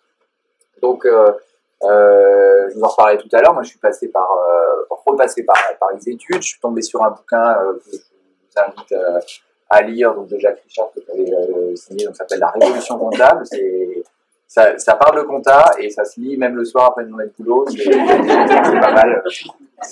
Ça endort pas à tous les coups, c'est plutôt intéressant. Et donc je me suis dit, bah faut qu'on avance là-dessus. En fait, j'ai envie d'en parler, donc c'est un peu une des concrétisations aujourd'hui. C'était aussi un des objectifs, c'est de dire si on veut voir le monde différemment, il faut pouvoir en parler. Et je peux pas en parler finalement si je me suis contenté d'avoir lu un bouquin. Il faut qu'on vive le truc, quoi. Il faut qu'on voit ce que ça donne. Je savais pas par où prendre le truc. C'est là que le réseau ça sert et que on a discuté au hasard d'un événement virtuel ou réel, je sais plus, avec idée, avec Nicolas, qui est pas là d'ailleurs aujourd'hui, il est pas venu. Et puis dit on a rencontré Goodwill, qui est Goodwill Management, qui a une réflexion qui pourrait peut-être aider là-dedans, et qui est j'ai oublié, c'est le Thésaurus, je sais plus comment là. La triple empreinte Thésaurus. La triple empreinte Thésaurus. Donc voilà, dit banco, on y va, on dégrade un peu nos résultats et on fait on paye un cabinet là-dessus, et Marie a bossé quoi, 3 semaines à peu près, un mois à faire que ça prend quand même un peu de temps. Pour mesurer donc le Goodwill et leur Thésaurus, l'idée c'est de mesurer la valeur créée et la valeur détruite. C'est-à-dire on va forcément avoir un impact économique, donc celui-là on le mesure assez facilement, un impact social, un impact environnemental, on va avoir le plus, le moins, et on va voir ce qui sort de là, quoi. On va faire un bilan entre la valeur créée et la valeur détruite, et on se rapproche finalement du coup du compte de résultat. On est moins dans le côté bilanciel, mais alors ce qui est intéressant, et on en reparlera tout à l'heure, c'est que même sur l'impact économique, finalement, ils viennent mesurer la valeur créée et la valeur induite, mais c'est peut-être aussi la limite de cette analyse. Mais ton avis m'intéressera du coup sur le sujet. Donc on a mesuré tout ça. Donc concrètement, c'est un boulot non négligeable de compilation d'infos. C'est quoi? C'est des factures. C'est des factures fournisseurs. Donc on compile les factures fournisseurs, on cherche les sirettes, on cherche les raisons sociales, on cherche le nombre de collaborateurs de chacun, on épluche toutes les données sociales. On fait de la pédagogie avec Goodwill parce que on leur explique que notre valeur d'usage et qui a été mesurée dans un bilan carbone, c'est pas leur référentiel, mais il va falloir qu'ils le rajoutent, parce que si on enlève la valeur d'usage, on a enlevé toute la valeur que nous on apporte. De passer de la possession à l'usage de l'objet, c'était pas dans leur référentiel. Donc on les a aussi un peu challengés déjà par rapport à ça, en disant si vous le rajoutez pas, on va juste être tout pourri, et c'est pas l'objectif non plus. C'est quand même de se faire aussi un peu un peu plaisir sur les bords et disait vous attendez pas à des résultats incroyables. En général, ça dégrade la valeur des entreprises. Donc c'est un peu ce qu'ils amènent de manière classique finalement quand ils étudient ils étudient un grand groupe par exemple, une grosse entreprise, ils vont en général avoir un résultat global triple qui va être moins bon que la valeur économique seule. Vous l'avez compris, moi l'objectif c'est qu'il avait intérêt à ce qu'on sorte à mieux et on n'a pas été du tout du voyage. Donc je vous passe tout le détail, tout ce qu'ils ont mesuré, mais déjà parce que je ne serais pas capable de vous expliquer dans le détail. Et donc on a une valeur créée économique qui est selon eux de 457 000 euros, une valeur sociale de 31 000 en création de valeur et un impact et une destruction de 0,5K. Et sur l'environnemental, ils ont chiffré ça à 513 en positif et une destruction de 42K qui correspond à on a des vrais véhicules qui polluent, qui génèrent des déchets, de l'essence, etc., etc. Donc si on prend le solde de tout ça, on arriverait à un compte de résultat en compte à triple qui serait de 958 500. Je serais content. Et je pense que l'équipe aussi, parce qu'on pourrait, avec nos valeurs coopératives, on pourrait partager ça différemment. On pourrait imaginer également, on pourrait s'attaquer et reprendre du coup un peu les méthodes que tu proposes, mais de s'attaquer à nos 42 cas de valeur détruite. Comment est-ce qu'on les gomme, comment est-ce qu'on les compense pour ce qui n'est pas gommable, sur le social, comment est-ce que le 30,5 de valeur créée, je trouve qu'il n'est pas très glorieux, quoi, il n'est pas très haut, donc comment est-ce qu'on fait pour avoir une valeur sociale plus importante, et déjà, effectivement, je pense que si j'arrivais avec un compte de résultats on s'adresser aux banquiers de la salle, est-ce que je pense que ce serait plus agréable. Je comprends bien le plus 513 par rapport à l'aspect écologique. Oui. Du coup, les 457 sur la valeur économique, comment le raisonnement, c'est quoi? Alors justement, les 457 sur la valeur économique, alors moi j'étais hyper surpris de tout ça, mais c'était grosso modo tous nos fournisseurs sont à moins de 200 km de chez nous. Donc on a un impact sur l'économie locale. Le fait qu'on ait, donc il y a un lien entre le social et l'économique aussi, sur le fait d'avoir des salariés en CDI, de ne pas avoir externalisé toute notre main-d'œuvre. Et bon, moi j'étais très surpris de la valeur économique, de l'impact direct de notre activité, mais finalement c'est un des points si on compare si on rentre là dans les parcours économiques de la fonctionnalité, finalement on essaye dans l'économie de la fonctionnalité, on va essayer de se rémunérer sur les impacts qu'on va avoir sur les autres, mais c'est vrai que nos clients qui n'ont plus de voiture, je suis à zéro en coût de voiture versus 10 000 euros ou 10 000 euros par an de coût véhicule, finalement, on vient générer de l'économie, on vient de générer de la valeur pour les foyers, pour les entreprises, et on ne vient pas se rémunérer dessus, entre guillemets. Donc là, d'une certaine manière, ils réintègrent dans le référentiel aussi ce qu'on vient apporter en appel d'air, finalement, pour les foyers et pour les entreprises qui peuvent le réinvestir sur autre chose. Alors, gare à l'effet rebond, si c'est pour se payer des vacances à Ibiza ce week-end. Bon, mais néanmoins. Donc, on est arrivé à ce chiffre-là. Alors, le chiffre, bon, on aurait fait 725, ça m'irait aussi. Je suis pas capable de vous expliquer comment on arrive à 958. Je pense que Marie, tu vas pas non plus. Et finalement, j'ai presque envie de dire, on s'en fout quoi, de la valeur. Moi, ce qui m'intéresse là-dedans, c'est de démontrer par un exemple qui est externe finalement à notre propre regard sur nous-mêmes, de dire si on changeait la manière de compter notre activité, on changerait sacrément la donne au niveau de l'économie et au niveau de nos sociétés au sens large, quoi. Alors j'ai pris 4 boîtes, je me suis permis, Martial, un peu de mettre dans la boucle qui nous accueille, et puis j'ai pris 2 que j'aime particulièrement, qui sont Deliveroo et Amazon pour des raisons différentes, mais c'est vraiment des gens que j'adore. Je vous ai mis au milieu, donc socialement on est correct, mais je pense qu'on peut faire mieux. De manière économique, on est correct parce qu'on est au moins à l'équilibre, mais attention, il y a quand même des points d'alerte. Si vous analysiez notre bilan, vous verrez les ratios, des points d'alerte réguliers dont on est conscient et on travaille pour améliorer. Notre impact environnemental, je pense qu'il est très bon, il est encore perfectible, mais il est très bon. Si je prends une boîte comme Deliveroo, alors l'impact social, quand aujourd'hui on se retrouve avec de l'esclavagisme, et je pèse mes mots, indirect, il est quand même plutôt détestable. L'impact économique, il est visuellement assez intéressant, mais moi je suis quand même très dubitatif et très interrogateur sur la question du modèle start-up au sens large, en termes de création de valeur. Si la start-up est pas celle qui tire son épingle du jeu et qui se fait racheter par un gros, c'est quoi sa valeur? J'ai beaucoup d'interrogations à ce sujet-là. La question environnementale de Deliveroo, pareil, quel est l'impact de la plateforme, quel est l'impact de certains qui en fait, et on les a vus, livrent en cities, ou certains livrent en voiture ou en petite mobilette. Quel est l'impact? Il est peut-être à pondérer. Si je prends je me suis pas permis de mettre des doutes chez toi, Martial, parce que tu fais partie des gens, je trouve, les plus vertueux. Socialement, économiquement, environnementalement, je vois pas ce qu'on pourrait dire. Je serais très curieux de voir ton bilan si on le passait en compte triple. Amazon, pas besoin de se poser de questions sur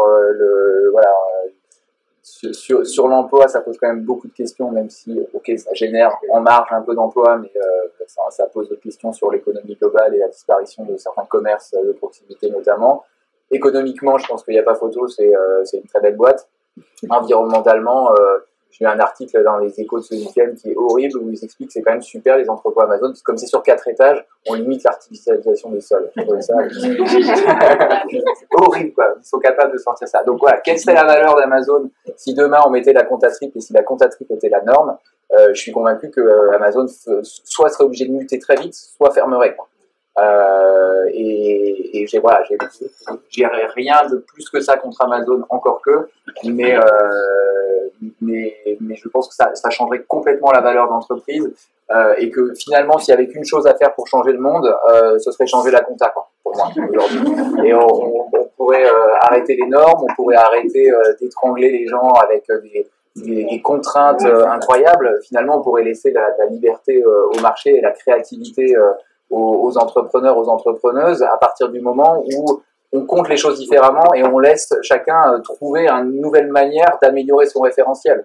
On relocaliserait l'emploi, on protégerait l'emploi, on relocaliserait la production des richesses, on serait incité à préserver nos ressources planétaires, quelles qu'elles soient, et on changerait naturellement nos stratégies et nos actions, quoi. Par contre, effectivement, il y a une nécessaire normalisation. Alors, pareil, c'est une petite goutte d'eau. Vous en parlez aujourd'hui, j'espère, et c'est pour moi le seul objectif d'avoir mobilisé du temps de l'équipe, d'avoir payé Goodwill, c'est de pouvoir en parler aujourd'hui et d'essayer de faire du prosélytisme, il n'y a pas d'autre mot, mais de vous convaincre et d'essayer de convaincre un maximum de monde que c'est ça le nœud pour changer demain, quoi. Pour moi, les limites de l'exercice aujourd'hui, c'est que le thésaurus machin, c'est une grosse boîte noire. On a fourni plein de data et on a récupéré 3 graphes de plus que celui que je vous ai montré. Moi, ce que j'ai appris à aimer dans la compta, c'est que ça se lit et que ça raconte plein de choses sur une entreprise, une comptabilité. Et une comptabilité triple empreinte, elle doit en raconter encore plus. Et là, je trouve que, en tout cas, cette méthode de mesure, elle est trop fermée, quoi. Ça me pose question et ça me pose problème. On n'a eu aucune analyse de nos métiers et de nos méthodes. À titre d'exemple, on est en train de faire basculer complètement nos méthodes de nettoyage des véhicules et de passer d'un système où nos techniciens, ils allaient chercher une voiture, ils la déplaçaient, ils l'amenaient à un rouleau, et elle passait au rouleau, ils la ramenaient à un endroit, ils en prenaient une autre, etc., à un système où on réintègre du lavage sans eau et on réintègre des vélos, des petits ateliers à vélo où ils passent de voiture en voiture et ils font un maximum d'entretien sur place. Ce qui nécessite des déplacements sera toujours fait en déplacement. On est en train de faire muter cette question-là. Et rien que sur la question de la flotte, c'est 2 litres d'eau. Le sans eau, c'est quand même 2 litres d'eau, alors qu'un rouleau, c'est 200 litres. Alors oui, il est recyclé, tout ça. Mais n'empêche, c'est quand même 200 litres. C'est complètement invisible dans la méthode Goodwill parce que, il ne faut pas les accabler, donc ils ont quand même bien bossé. Mais c'est complètement absent de cette analyse-là parce qu'on va simplement vérifier quel est finalement notre compte fournisseur et où sont nos fournisseurs. Je trouve qu'on a quand même une surreprésentation des impacts financiers dans l'étude, et puis c'était un peu votre première question, et j'y rejoins. Et avec aussi une limite, c'est qu'un fournisseur local, c'est beaucoup de valeur. Nous on travaille avec un garage, une équipe qui est très sympa, parce que Prestige Auto, ils sont à Souffle, donc c'est super, c'est juste à côté. C'est Suzuki, mais la voiture elle est fabriquée au Japon, donc elle est amenée par container jusqu'en France.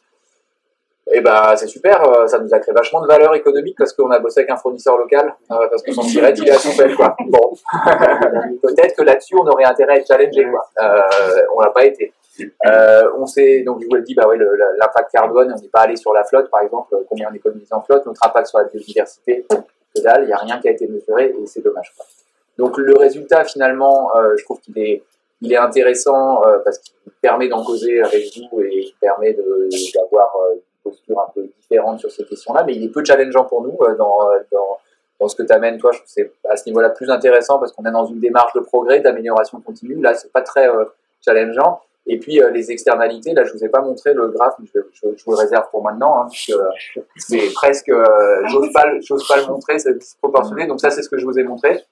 On serait, avec nos valeurs directes, on serait à quasiment 1 million de résultats. Mais si on réintégrait selon la méthode Thésaurus toutes nos externalités et l'externalité de nos externalités, finalement, ce qu'ils intègrent d'ailleurs par une méthode de moyenne INSEE, etc., accrochez-vous, bam, on arriverait à 3 millions, presque 4 millions de résultats. Je serais plus que content qu'on y arrive, mais j'ai presque du mal à le présenter, ce graphe-là, parce qu'il me semble, du coup, on a vraiment une surreprésentation de l'impact économique. Ça minimise notre impact environnemental qui est le plus grand.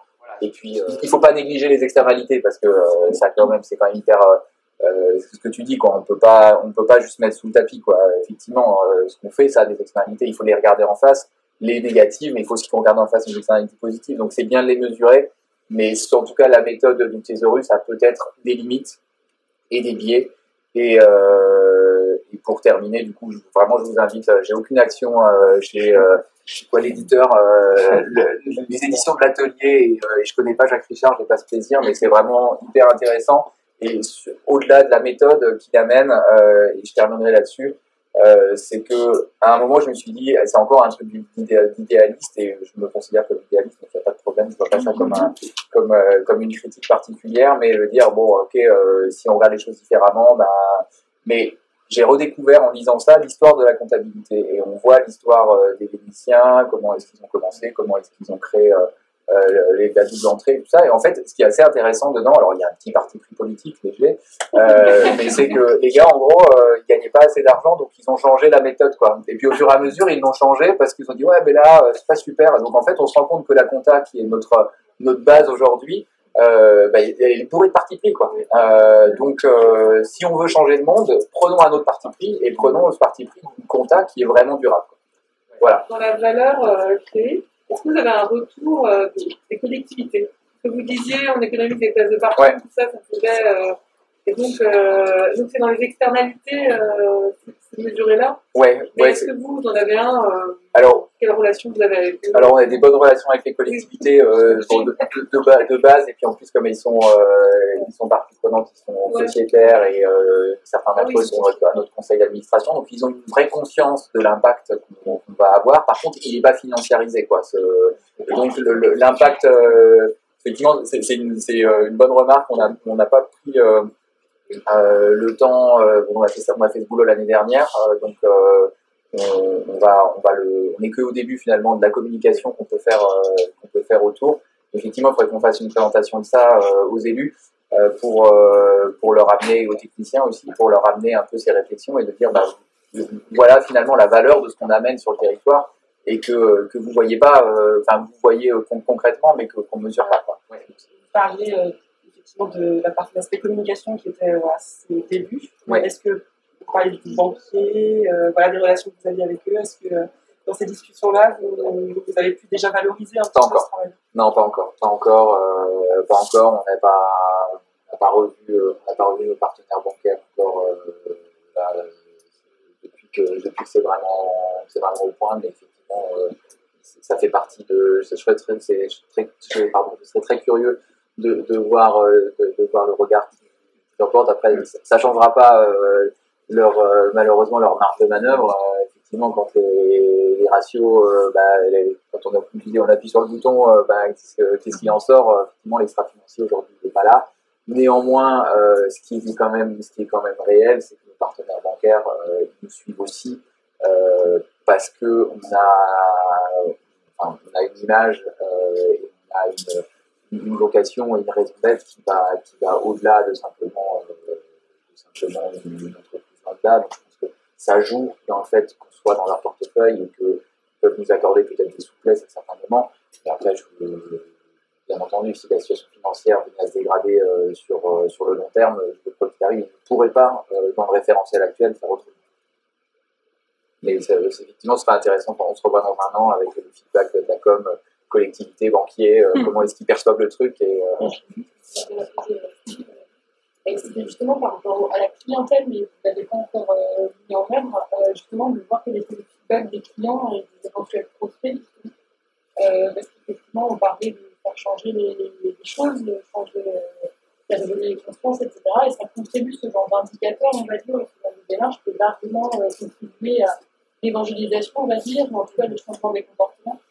Et c'est ce qui m'aurait intéressé justement de savoir. Peut-être que du coup, je peux peut-être poser la question à Steve s'il y avait eu des retours des clients, des impacts positifs suite à des choses qui avaient été communiquées justement pour les clients et les prospects sur ces groupes de parties prenantes, parce qu'il y a des choses qui sont sorties en fait de positif pour l'entreprise aussi. Oui.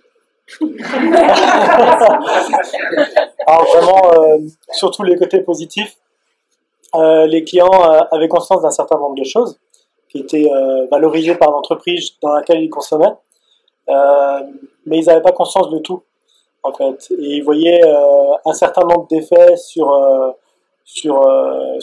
d'autres parties, et ça les confortait, en fait. Donc pour l'entreprise, c'est bien parce que ça lui fait un petit plus fidélisation. Et globalement, ce qui était assez drôle quand on fait les ateliers, c'est que tout le monde se lâche, quoi. C'est-à-dire qu'il n'y a pas cette espèce de pudeur en disant tiens, il a été transparent avec nous, on va essayer de ne pas être trop dur. Non, en fait, ils y vont, ils proposent un certain nombre de choses. Je pense même qu'il ne faut pas être trop susceptible, parce que on a eu cette situation-là où, voilà, en aparté, alors c'était gentil, hein, mais l'entrepreneur nous disait bon, ben c'est cool, je suis transparent, mais en fait la transparence appelle la transparence, parce que en fait il me pose encore plein d'autres trucs. Alors il y a des choses, ça lui plaisait parce qu'il se disait tiens, j'y avais pas pensé, et d'autres où ça réappuie bien là où ça faisait mal, quoi. Donc mais globalement les clients ils étaient très contents, et ils sont aussi heureux de pouvoir participer en fait à faire évoluer les comportements de l'entreprise, parce que du coup ils participent aussi à leur consommation, et ils se confortent aussi là-dedans. Nous aujourd'hui, on ne voit pas la valeur, ça va être très désabusé, hein, comme remarque. Mais aujourd'hui, on ne croit pas que les gens deviennent clients de Cities pour faire une bonne action. Ils deviennent clients parce que c'est plus pratique et parce que c'est moins cher dans leur cas d'usage. Si on avait une capacité à réintégrer notre économie de cette manière-là, ça pourrait changer aussi notre structure de prix. Ça pourrait changer notre manière de vendre le service. Ça pourrait changer d'autres choses. Et là, on pourrait peut-être aller un peu plus loin. Moi, aujourd'hui, l'exemple que je vous ai donné tout à l'heure sur la perception du coût de la voiture, je suis convaincu qu'on a quelque chose à faire autour de ça. Il faut qu'on fasse des campagnes de communication, il faut qu'on fasse des outils précis, il faut qu'on fasse prendre conscience de dire, voilà, ok, la voiture, c'est un super outil de liberté, mais attention, il faudrait qu'on soit capable d'accompagner les entreprises dans leur transition de mobilité, ce qu'a fait Martial de son propre chef, et finalement en venant nous chercher. Il faut qu'on soit capable de chercher les boîtes et de les accompagner, celles qui n'ont pas forcément la compétence en interne ou l'envie. Mais pour ça, aujourd'hui, je n'ai pas la ressource. Et je me concentre sur le cœur de métier, et l'équipe se concentre sur le cœur de métier. Donc, il faudrait qu'on puisse améliorer ça.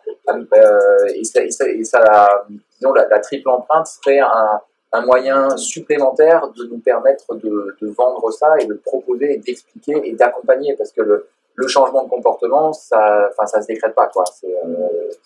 Ça se dit quoi. Du coup, tu disais que vous êtes une SCOP. C'est une SIC, du coup, vous faites partie de l'économie sociale et solidaire. Yes. Et est-ce que la triple comptabilité ne changerait pas finalement toute notre manière de voir des associations et toutes les entreprises d'utilité générale? Ah, bien sûr, ouais. Oui, c'est clair. Du coup, une association n'aurait pas du tout la même structure comptable.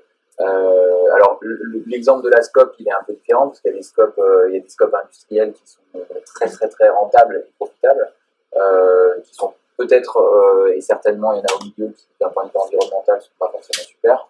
Socialement, on peut imaginer que naturellement, la SCOP, quand les salariés représentent au moins 51% du capital, ils vont essayer d'améliorer leurs conditions de travail eux-mêmes. Et donc, on peut imaginer que la SCOP, naturellement, sur le volet économique et sur le volet social, elle n'est pas trop mauvaise. Le volet environnemental, et rien de plus ne l'oblige à être vertueuse que n'importe quelle entreprise, finalement.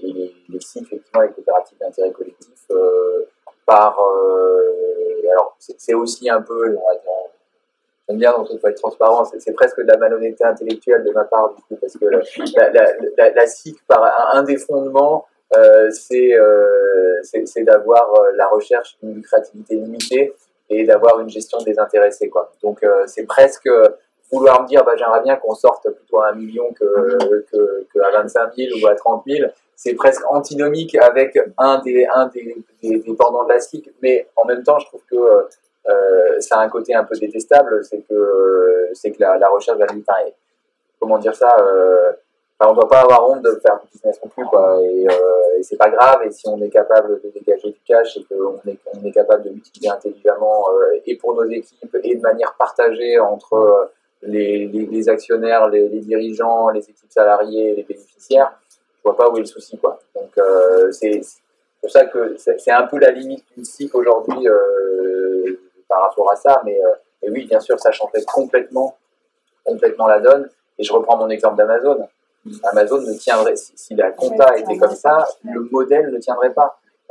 Tous les modèles qui sont basés sur l'auto-entrepreneur pour externaliser la masse salariale ne tiendraient pas. Non, ça ne tiendrait pas. Donc, je ne dis pas qu'il ne faut pas être auto-entrepreneur, hein, ça a du bon, ça a des éléments vertueux, mais quand effectivement la valeur, je prends l'exemple d'Airbnb, où c'est le premier groupe hôtelier qui ne possède absolument pas ses hôtels, c'est magique, quoi, et qui en plus ne possède pas ses salariés, mais c'est super, le modèle il est hyper intelligent, les mecs qui ont pondu ça, ils sont d'une créativité, d'un entrepreneuriat, bravo, quoi. Par contre, c'est vrai que si on regarde ils ont détricoté finalement notre mécanique comptable, et puis ils l'ont poussé à son paroxysme, et c'est comme ça qu'ils ont réussi à faire une entreprise hyper profitable. Si on change le scope, la focale, voilà, sur la manière de mesurer l'économie, on aura la même créativité, on aura des gens géniaux qui ont une capacité à tordre le système, mais ils le tordront d'une manière qui structurellement amènera plus de richesse sociale, plus de richesse environnementale et empêchera pas une richesse économique. Donc, et pour la SIC, ne serait-ce que le principe de la répartition aussi. Ouais. Ça rentre aussi dans la lucrativité. On peut faire de l'argent, mais qu'est-ce qu'on en fait? Et avoir un engagement statutaire aussi plus fort pour dire il y a une partie que je laisse en réserve, il y a une partie que je redistribue aux salariés et une partie qu'on peut prendre en dividende, en capital, mais qui est quand même plus limitée. Ça pose vraiment une question par rapport à d'autres comportements qu'on voit de structures aujourd'hui connues qui distribuent une part de dividendes énorme et qui, pour le coup, contrairement à Citis, sont subventionnés par l'État. Tu parles d'un pétrolier dont a 8 000 ans à tout hasard. Malheureusement, il y a beaucoup d'exemples, mais dans l'industrie automobile, ça se fait aussi. Ouais.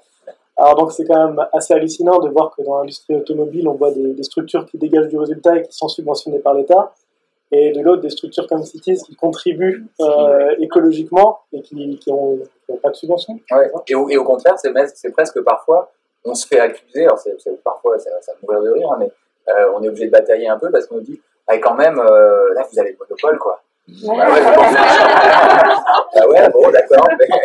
ouais, c'est quand même un avantage. Vous avez quand même des avantages concurrentiels de dingue. Là, on est presque, vous faites une distorsion de la concurrence. Pas de concurrence. C'est presque. Par rapport à ta question, j'ai juste deux éclairages sur le le partenariat entre une entreprise, nous, Cérus, on est une SAS, et puis les associations, on a décidé, il n'y a pas de tri sur l'espace européen d'entreprise, donc il y a 10 000 salariés, on génère en déchets que du papier, il n'y a rien qui est trié. Donc, les collaborateurs de Cérus ont dit ça, écoute Martial, c'est pas possible, on trie chez nous, c'est pas possible de pas trier à Cérus, et donc on a mis en place un système de tri avec Origami.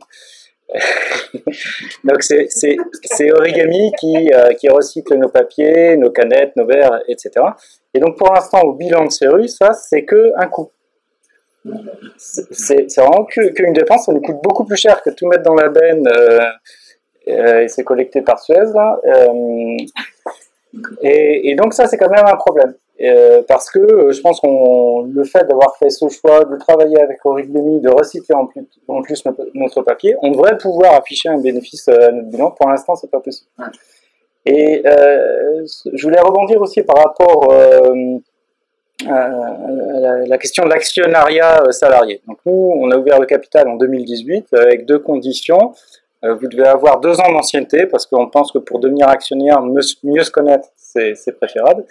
Et on vous demande d'investir 10 000 € minimum. Pourquoi ? Parce qu'on ne voulait pas de personnes qui achètent 3 actions pour voir ce que ça faisait de devenir actionnaire, mais que ça corresponde à un véritable engagement et que ce soit aussi un choix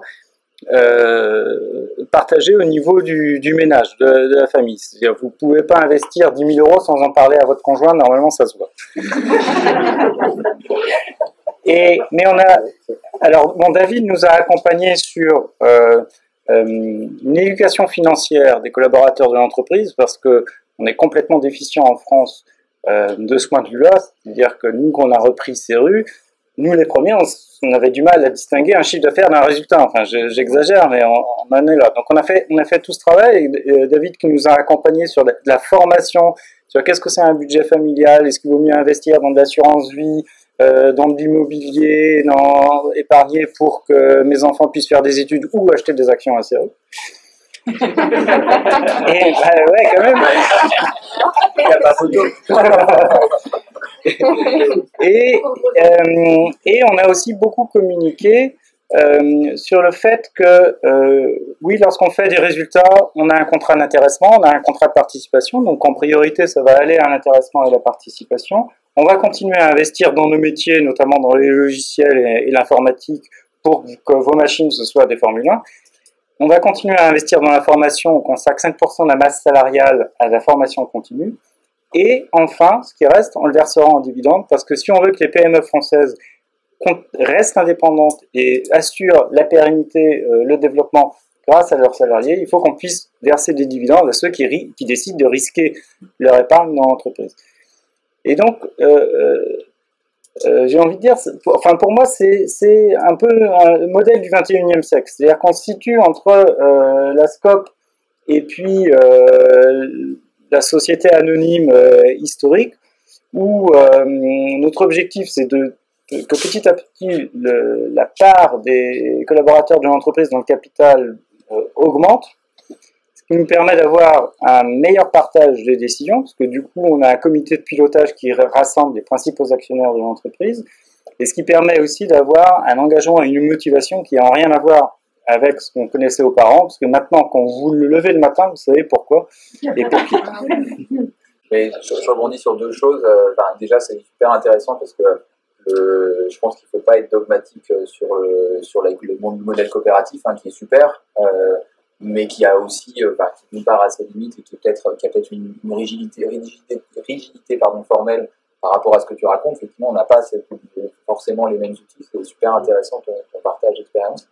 Et je voulais rebondir sur un point que j'ai oublié, que j'avais prévu d'aborder, mais que je n'ai pas du tout abordé, qui est bien détaillé dans le bouquin La Révolution comptable aux éditions d'Échiquier. Je passe à la fin avec un panier, je me commande sur Amazon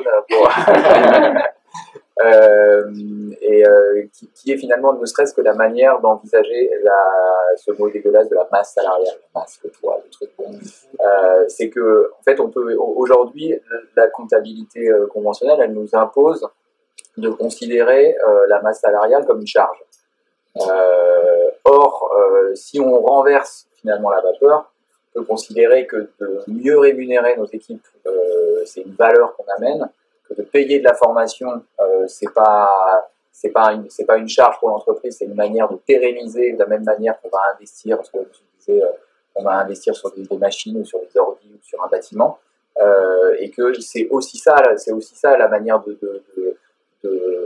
révolutionner la comptabilité, c'est que ces valeurs-là, cette valeur humaine n'est pas forcément un poids. Et si on change la focale à nouveau et qu'on considère que rémunérer à un juste prix, que d'avoir des écarts de salaire qui sont justes, que d'avoir des écarts de rémunération femmes-hommes qui sont équilibrés, qui sont dépendants uniquement de la compétence, de l'ancienneté et de la valeur de la formation qui a été amenée, ça doit devenir une valeur positive, ça ne doit pas devenir un poids pour le bilan et pour les comptes de résultats. C'est voilà, je vous pour inviter à Révolution comptable. C'est hyper, pour rebondir là-dessus, c'est hyper important parce qu'on parle d'écologie, d'humain. C'est vrai que des fois on a tendance à redéconnecter l'économie et la finance comme si c'était un peu le mauvais élève, alors que pas du tout. Mais nous on voit par exemple quand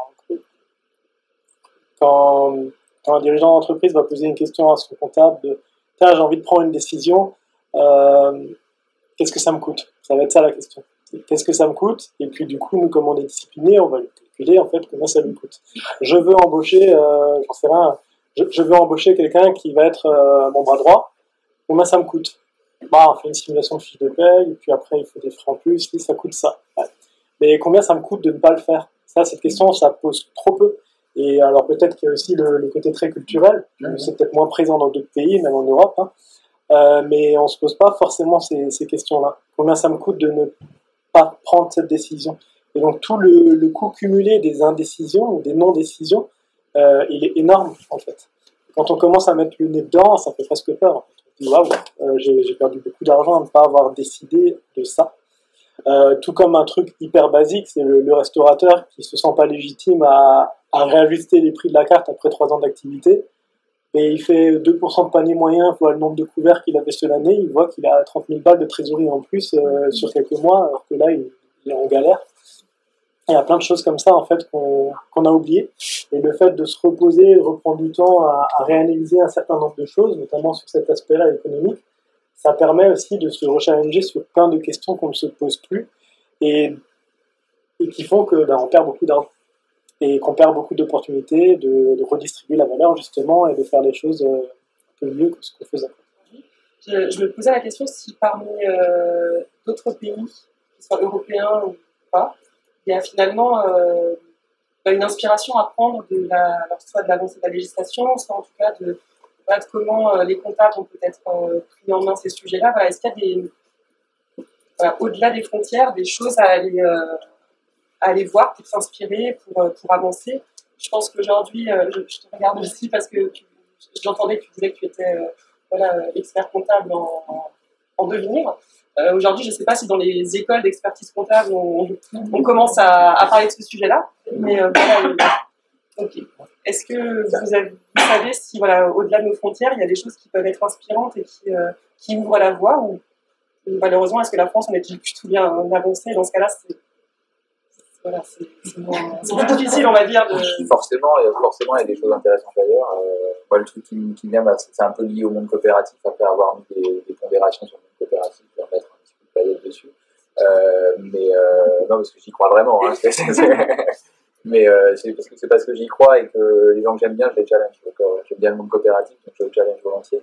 Mais je crois que c'est dans le Pays basque espagnol, je sais plus le nom de ce canton, où en fait ils ont poussé le monde coopératif à son paroxysme à un tel point que en fait c'est un peu ce que tu décris dans ce que tu as mis en place chez CERU, c'est que finalement quasiment tous les habitants sont coactionnaires de tout, des écoles, des hôpitaux, des infrastructures municipales, des entreprises, et en fait dire finalement plutôt que d'avoir 2000 balles ou 3000 balles qui traînent sur un livret A, en fait là-dessus je mets ça, j'investis plutôt, je mets un bout dans l'hôpital, parce que pour moi c'est important le soin, l'apport à l'autre, je mets un bout dans une coopérative qui s'est fait ça, alors cela c'est une coopérative, mais je pense qu'effectivement, il faudrait remonter les modèles et ouvrir les investissements et le capital. Et du coup, on y gagne parce qu'on est vraiment partie prenante et on n'est pas juste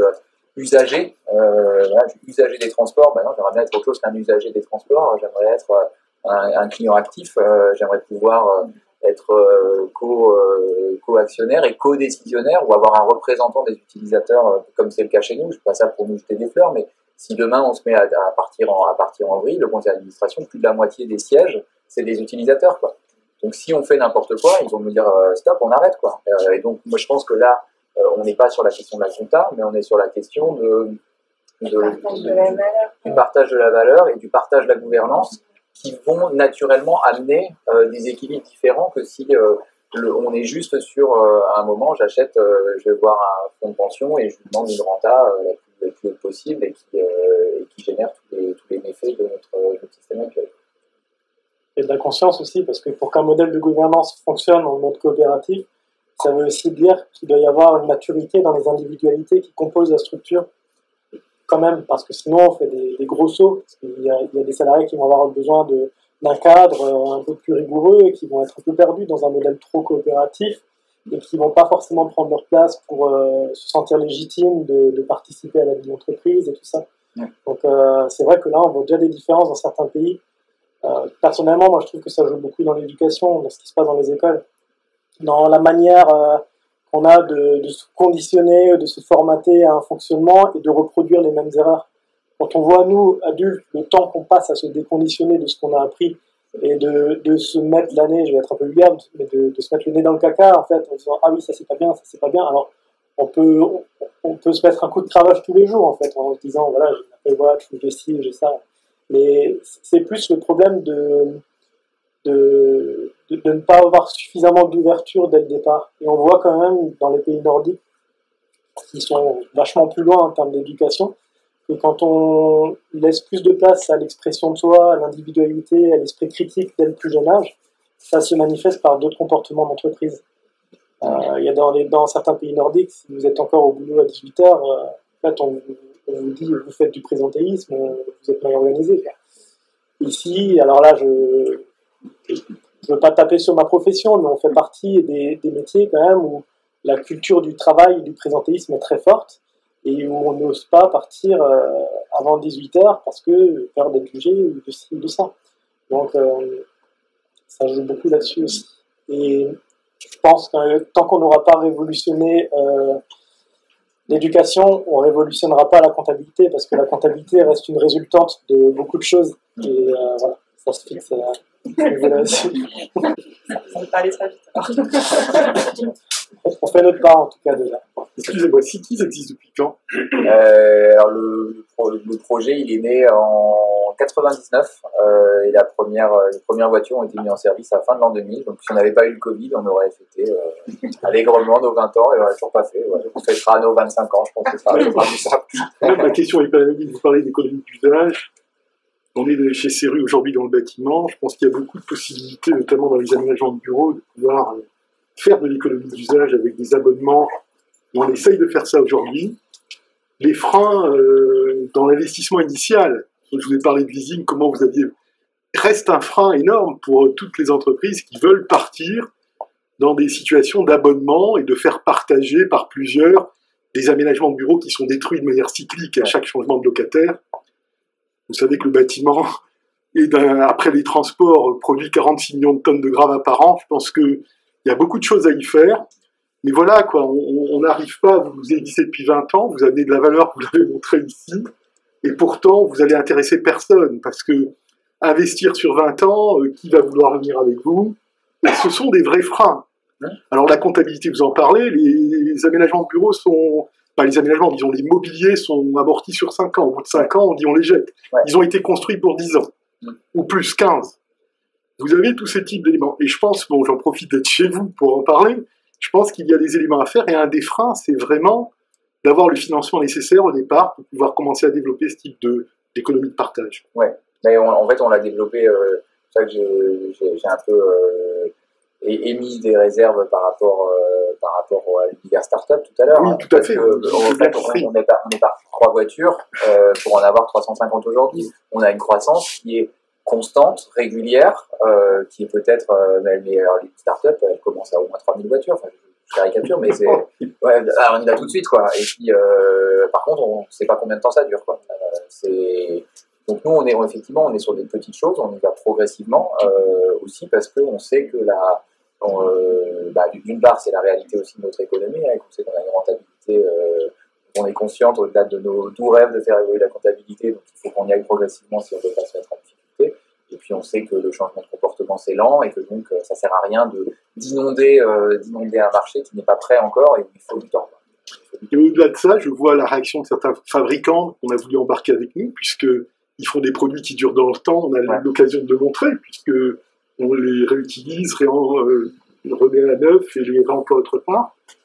Et ben aujourd'hui, ils se sentent un peu en danger par ce type de modèle qui ne va peut-être pas nourrir leurs usines de la même manière qu'avant, mais en réalité, comme vous dites, ça va représenter 2% d'une masse énorme, et que c'est pas à l'échelle de la question, quoi. Oui, et après, c'est là qu'on rejoint les questions de l'économie de la fonctionnalité, où effectivement, enfin, je reprends l'exemple tellement connu de Michelin.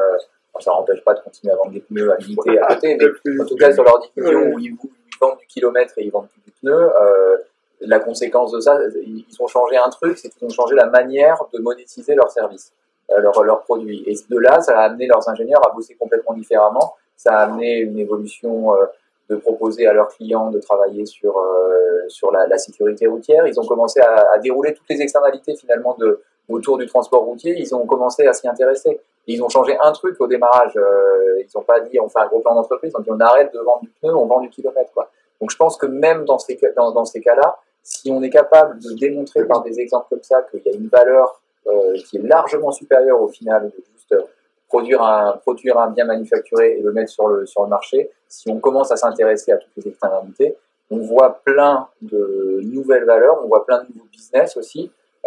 Et c'est ce que tu expliquais sur la compta. Effectivement, quand on arrive là sur la comptabilité qui va être automatisée, tout va être dématérialisé et la saisie va être automatisée.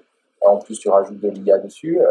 Effectivement, c'est quoi l'intérêt effectivement alors tu peux te battre contre, ça tu vas pas y arriver. Par contre, effectivement, développer des nouveaux modèles de valeur en disant j'apporte un conseil à l'entreprise, je viens lui amener des réflexions complètes sur l'ensemble de son spectre, c'est hyper motivant aussi. Ça va pas attirer forcément les mêmes profils qu'avant, mais c'est aussi un renouveau finalement dans la manière d'amener de l'affaire et d'être capable de proposer de l'emploi et des carrières passionnantes, quoi. Je pense que ça fait partie de la même chose. C'est de l'éducation et puis c'est de donner envie, quoi. C'est de donner envie. Ça va être mieux en fait. On va s'éclater différemment, quoi. J'espère juste que ça vous aura inspiré et que je remercie vraiment nos témoins et puis toi aussi Martial encore pour votre partage parce que ça fait du bien de vous entendre et puis ça donne envie. Encore merci pour le partage d'expérience. On espère que ça vous aura inspiré et aussi que ça vous aura donné envie de mettre en place des diagnostics avec des critères extra-financiers au sein de vos propres structures.